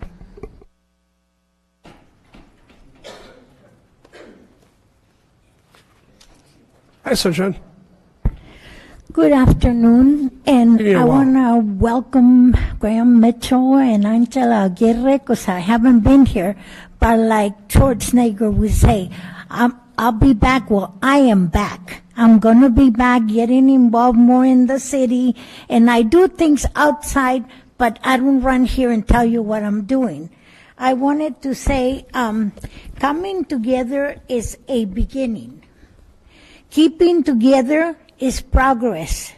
Working together is success. And that's what I want to say about America on Main Street. It was such great success because when I go to places and that, I don't just go to enjoy, but I keep my ears open. And a lot of people did like it because it was real big. It was extremely big. So it was something for fun for the kids and everything. So I came here to praise everybody that put it together because they did an excellent job. I wanted also to tell you about my birthday. I'll be 73. I've been here in El Cajon about 42 years. And I started when I was 50 doing the Miracle Maker for Rady Children's Hospital. And a lot of you here, I've done a lot, but this is my 23rd Miracle Maker. And I'm still thinking of what I'm going to do. And I'm going to go to the hospital and let them know what I'm doing, that you all are going to know, because all the money since God rest her soul, my daughter went because of losing the battle with cancer, goes to the cancer section of the hospital, because every time I go as an elf and they tell me to give little bears away and I get to that section, oh my God, so I just hope those kids are alive. I'm not going to make this visit real long because I want to be coming and give you a little bit of, like I try to be a rainbow to everybody, and I want to be a rainbow to my El Cajon, okay? So I have a question. What did the policeman say to the sweater? What's that? Pull over. Thank you. Nice.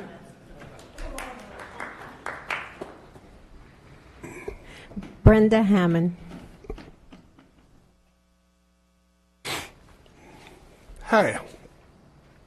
Hi. See how patient I am? I'm waiting and waiting. First, I guess I wasn't going to say this, but I was reminded by a few people, just because I'm wearing this Lemon Grove pin doesn't mean I'm dissing El Cajon or La Mesa or any other place I talk.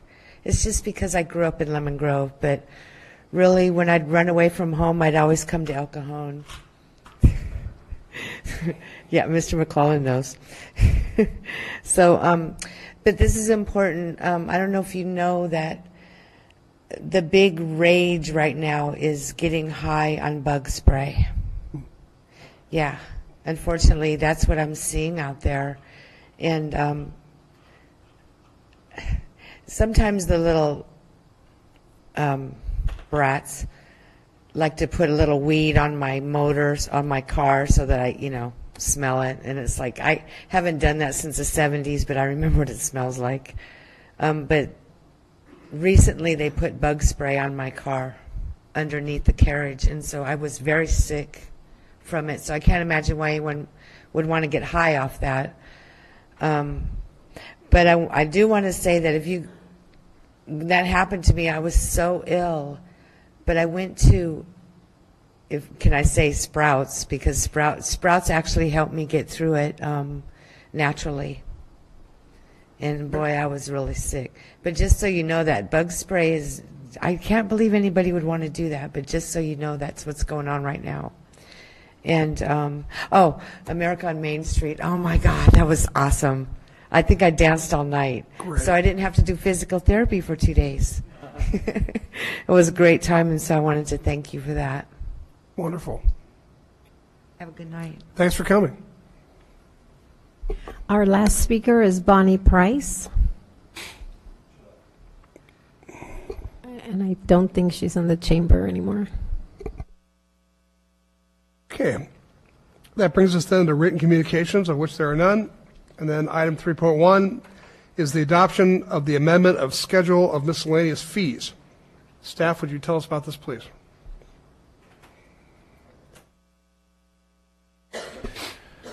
Mayor and Council, this is the usually about an annual time that we make a review of our fees and charges in the city of El Cajon, primarily so that we have them established and can plan for the next fiscal year's budget.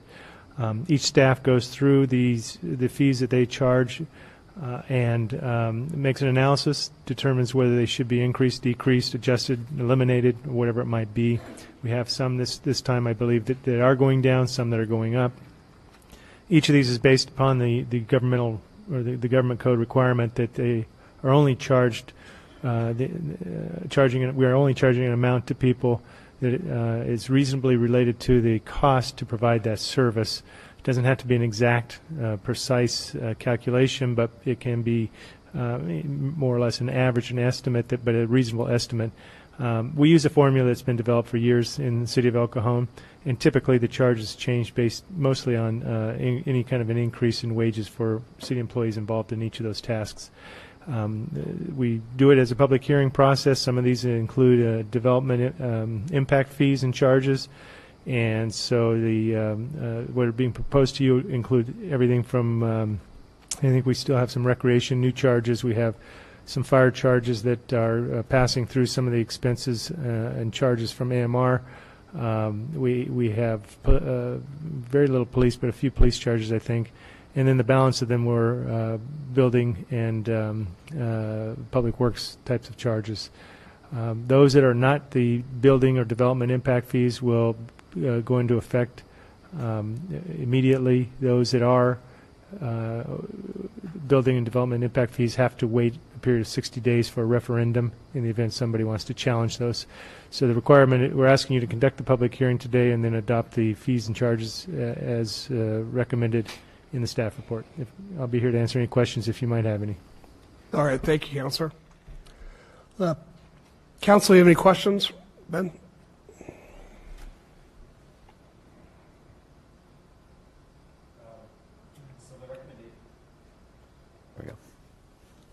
The recommendation for some of the fees that are going up,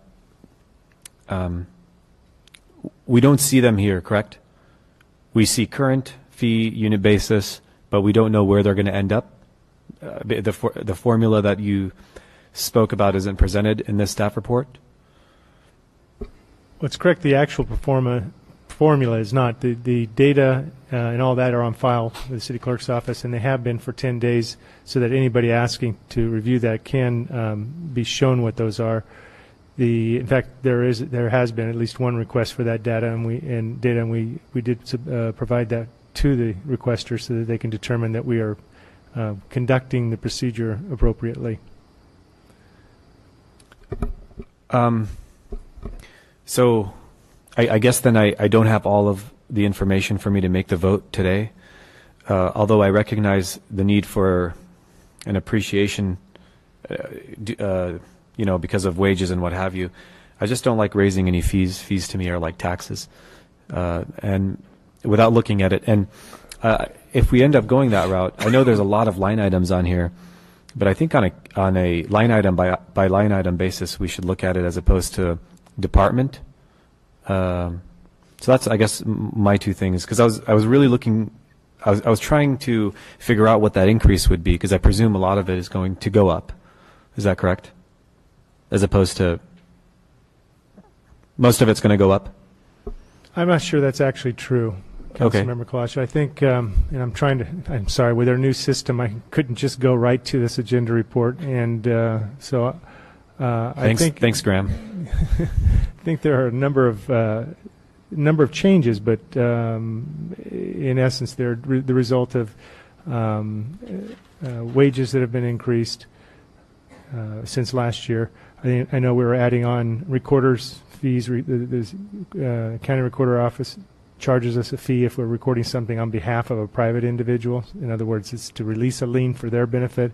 We have to pay that, so we want to make sure we capture that.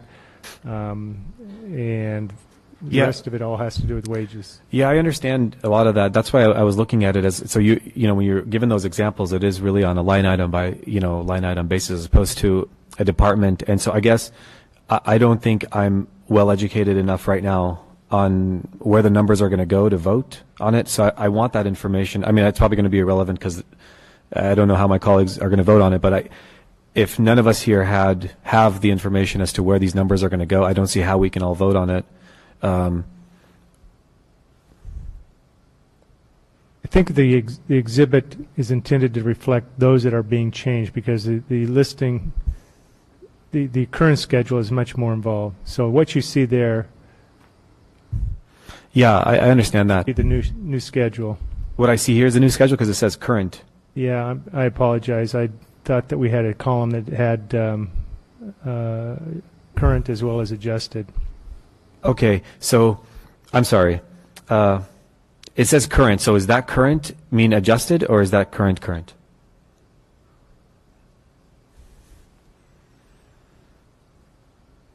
I think it's pointed out at the top. It's the current, that would be the current fee as of the date of adoption. So these would go in effect in 2018 fiscal year. Okay. So this is the schedule that we would. Now. Yeah, this is a schedule that we would have had. Will have if you approve it. That would be available to the public. Yeah. I guess then. So when you said somebody requested the fees before, what fees were you talking about they requested? If we had them here, did they request the fees that we have pre-adoption? Yeah, generally speaking, they asked for the methodology by which we change. What is the basis for the change in the building and fire safety changes, for community development, all of those community development fees, all of the public works fees, and we provided them with the analysis that showed the changes and more or less the formula that reflects how we got to those new fees. Okay, I understand. So I'm following now. I think then it would be clearer for me, even now knowing that these are the fees going forward from adoption forward, that if we had the old fees, so we can have that contrast to see what percentage plus or minus things are moving, as opposed to looking at just numbers, because we don't know where they were prior. So that way we can, talk to people who are doing projects here, and when they say, why are the fees so much, we can say, well, we only raised them $3, or then do we say, they went down $10? We don't know, because all we have are what formula spit out that we should adopt as opposed to the old ones. I mean, I don't know what it is. And I'm sure nobody here has all these memorized, but it would be good to go on a line item basis, and it's good to know how that category moved, whether it was up or down. So maybe a separate report of, if it went down, it's in red, and, you know what I mean, like on an Excel spreadsheet type, or if it's red, it went down, and green, it went up. So that way we have a better understanding. Because I know when I talk to a lot of the developers here and the builders, everybody always complains about fees. Sometimes the complaints are not legitimate. But do you follow what I'm? Council, I'd recommend that the city council adopt what's before you tonight.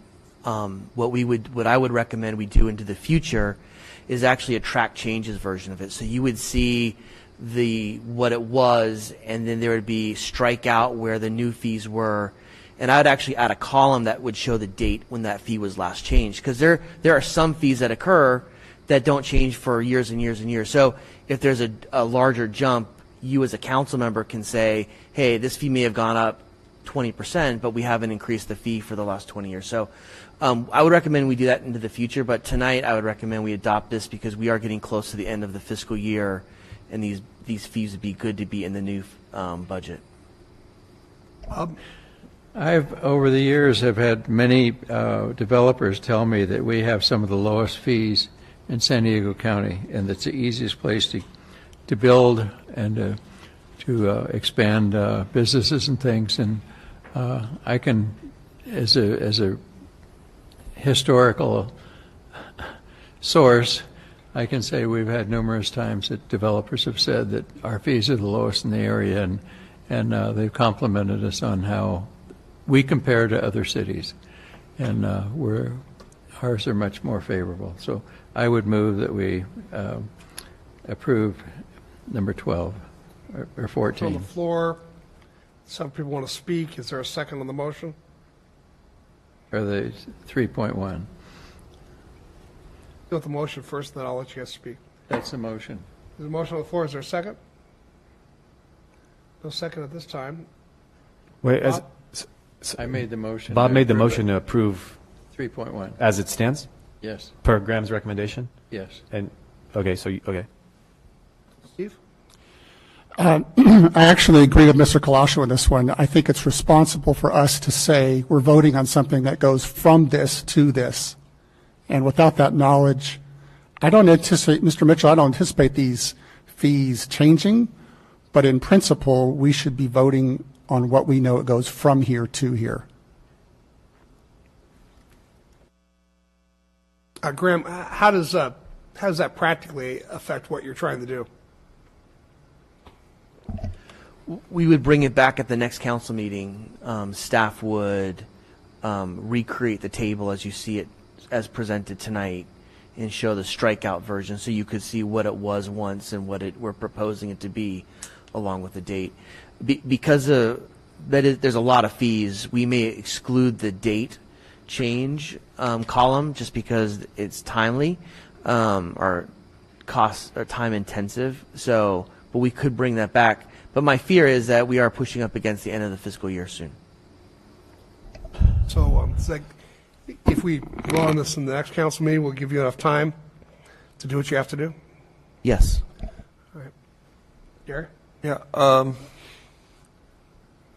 I think we need to see the before and after fees before we could vote on this. We just need more information. Let's make a motion.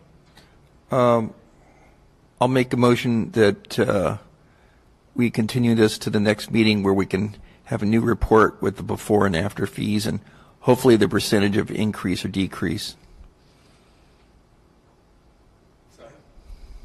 Moved and seconded. Please vote. Motion carries by unanimous vote.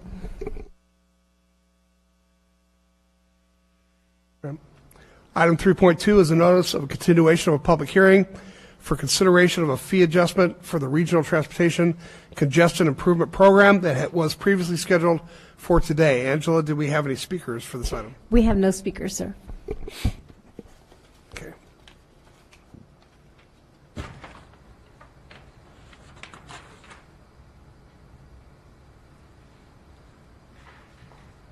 All right, council? Any thoughts on this? Do we need to vote on this? Guess we don't have to provide anything, huh? we do need you to continue the hearing. Okay, so I'll make a motion then to continue the hearing. Second. Moving seconded, please vote.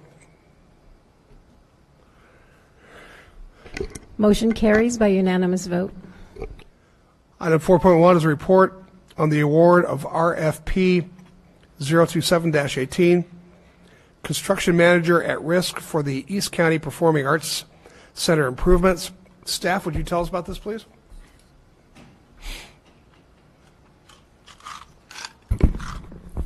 Hey, Dirk, welcome. Good evening, Mayor and Council. Thank you for this opportunity to address you today. This is a very exciting moment in the history of ECPAC. We are moving forward and we are having progress. So a little bit to catch you up, what's going on. We've been working with Live Nation, we've been working with our architect, and weekly we've been meeting to go over some of the schematic design elements of the remodel of ECPAC. And then it became time to start to figure out who's going to construct this. We went through a process of the delivery method. Are we going to use design build? Are we going to use design bid build? Or should we use construction manager at risk?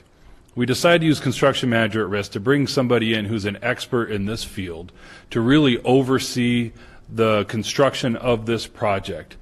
And so we went through that process because it's a unique process that allows us to be nimble and to develop and to deliver this project faster than any other method that we can. We know the public's been waiting. We know the public is anxious for this exciting new renovation of ECPAC.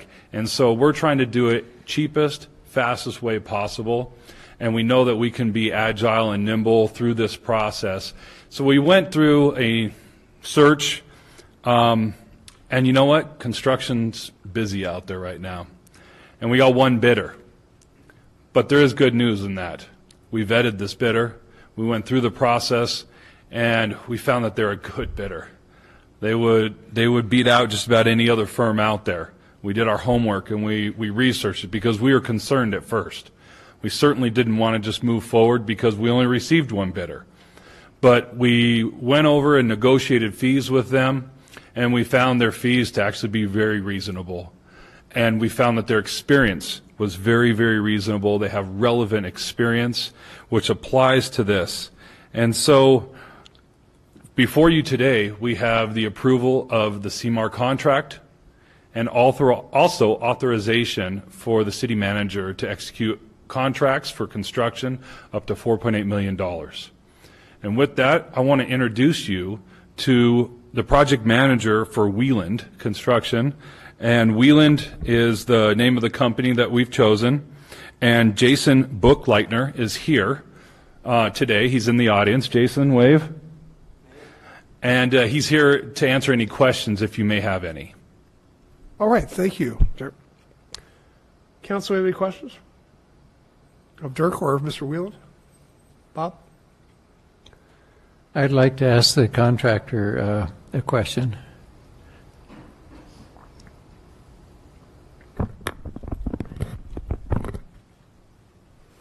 Mayor, Council, thanks. Bob?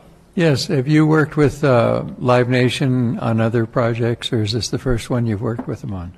I believe this is the first one that we've worked with Live Nation on. Have you worked on other community event things where they hold community events and theaters and things? In California, we have not. We are a national contractor, so we're based out of Michigan, and there have been community events that we've done throughout other offices that we have corporately. I guess a lot of the experience that we bring to the table here is we did the Omnia nightclub downtown, which I think we can bring a lot of that experience to fit in with the Performing Arts Center. Good. Thank you. Other questions? Well, thank you. I did hear that Live Nation was very impressed with the work you did at the nightclub, and they felt that the work was relevant to what you're doing now, so I appreciate that. Thank you, Mayor. Thank you. Thanks, Dirk. Okay, Angela, do we have any speaker cards? No, sir, no cards. All right.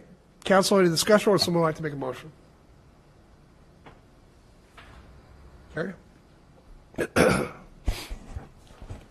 Make a motion that the City Council adopts the next resolution in order to award a contract for the construction manager at risk CMAR services for the East County Performing Arts Center ECPAC Improvement Project to Wheeland Corporation in the not to exceed amount of $245,786 plus 5% of actual construction costs. Morgan, can you do this all in one, or we need to have three separate? You can go ahead and make all three elements part of your same motion. All right. And 2, authorize the city manager to approve the final plans and specifications for ECPAC construction contracts for improvements. And 3, authorize the city manager to approve all ECPAC construction contracts for improvements up to a total amount of not to exceed $4.8 million. Moved and seconded. Please vote. Motion carries by unanimous vote. All right, thank you. Good luck with the project.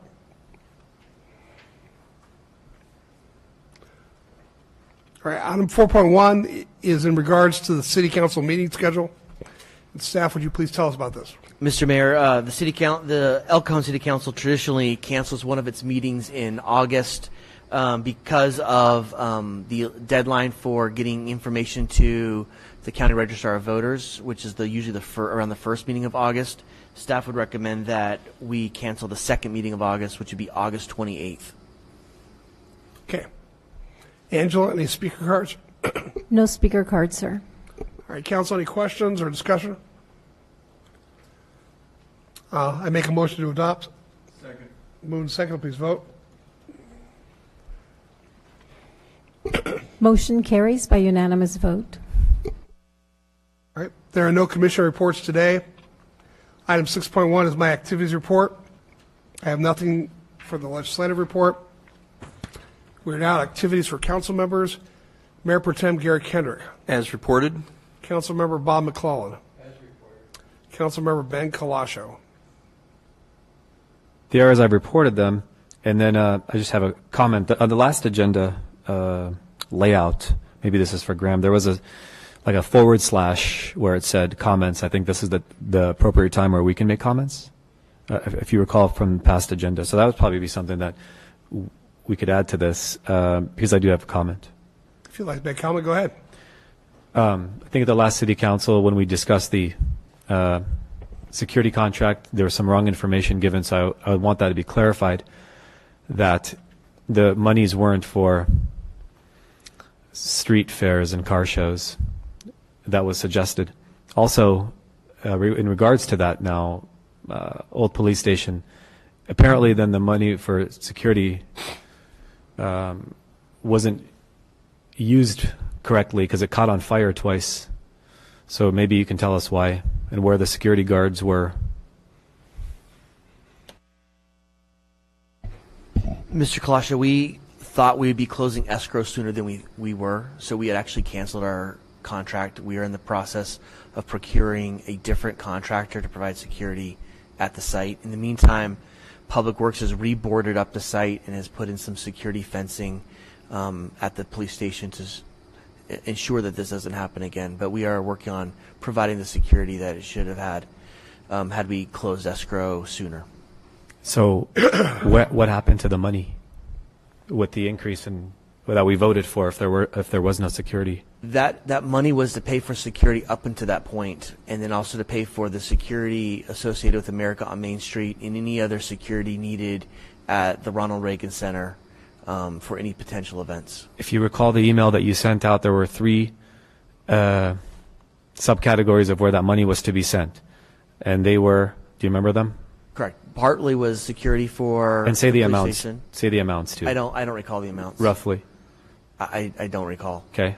But that amount for the police station was an $85,000. Was an unanticipated amount because we thought we'd be closing escrow in February, and so we had security there up until this last about a week ago because we thought we were closing escrow, but that has been delayed until probably be around June 15th.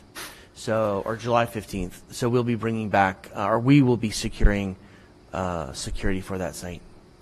So we gave an increase of $40,000 for back pay of security that we owed a company? That's correct. That is correct. That's weird to do. So usually I would say contracts are we're going to say we're going to give them $40,000 for services in the future.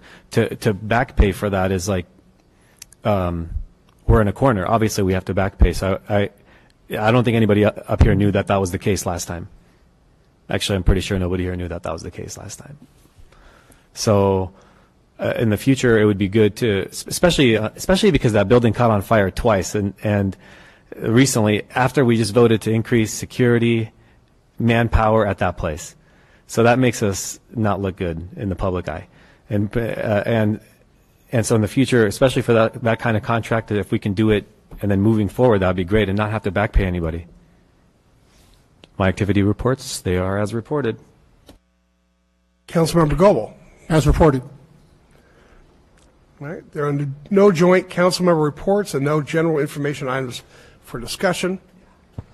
Item 11.1 is the second reading and adoption of the Transit District Specific Plan.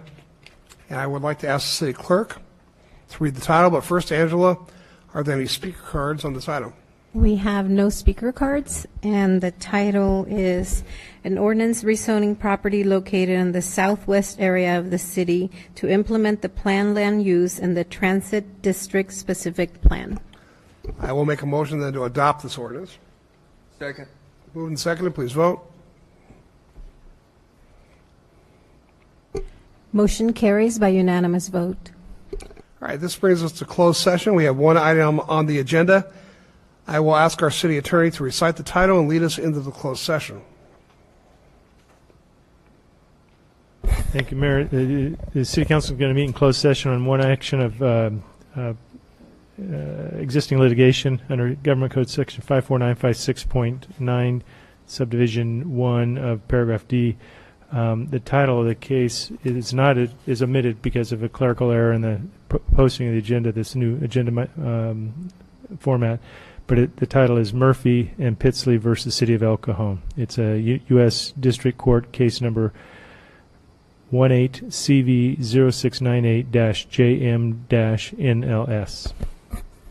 All right, I would like to make a motion then to adjourn to closed session. Move and second, please vote. Motion carries by unanimous vote. Ladies and gentlemen, we will go to closed session. We will be back very soon to conclude the meeting.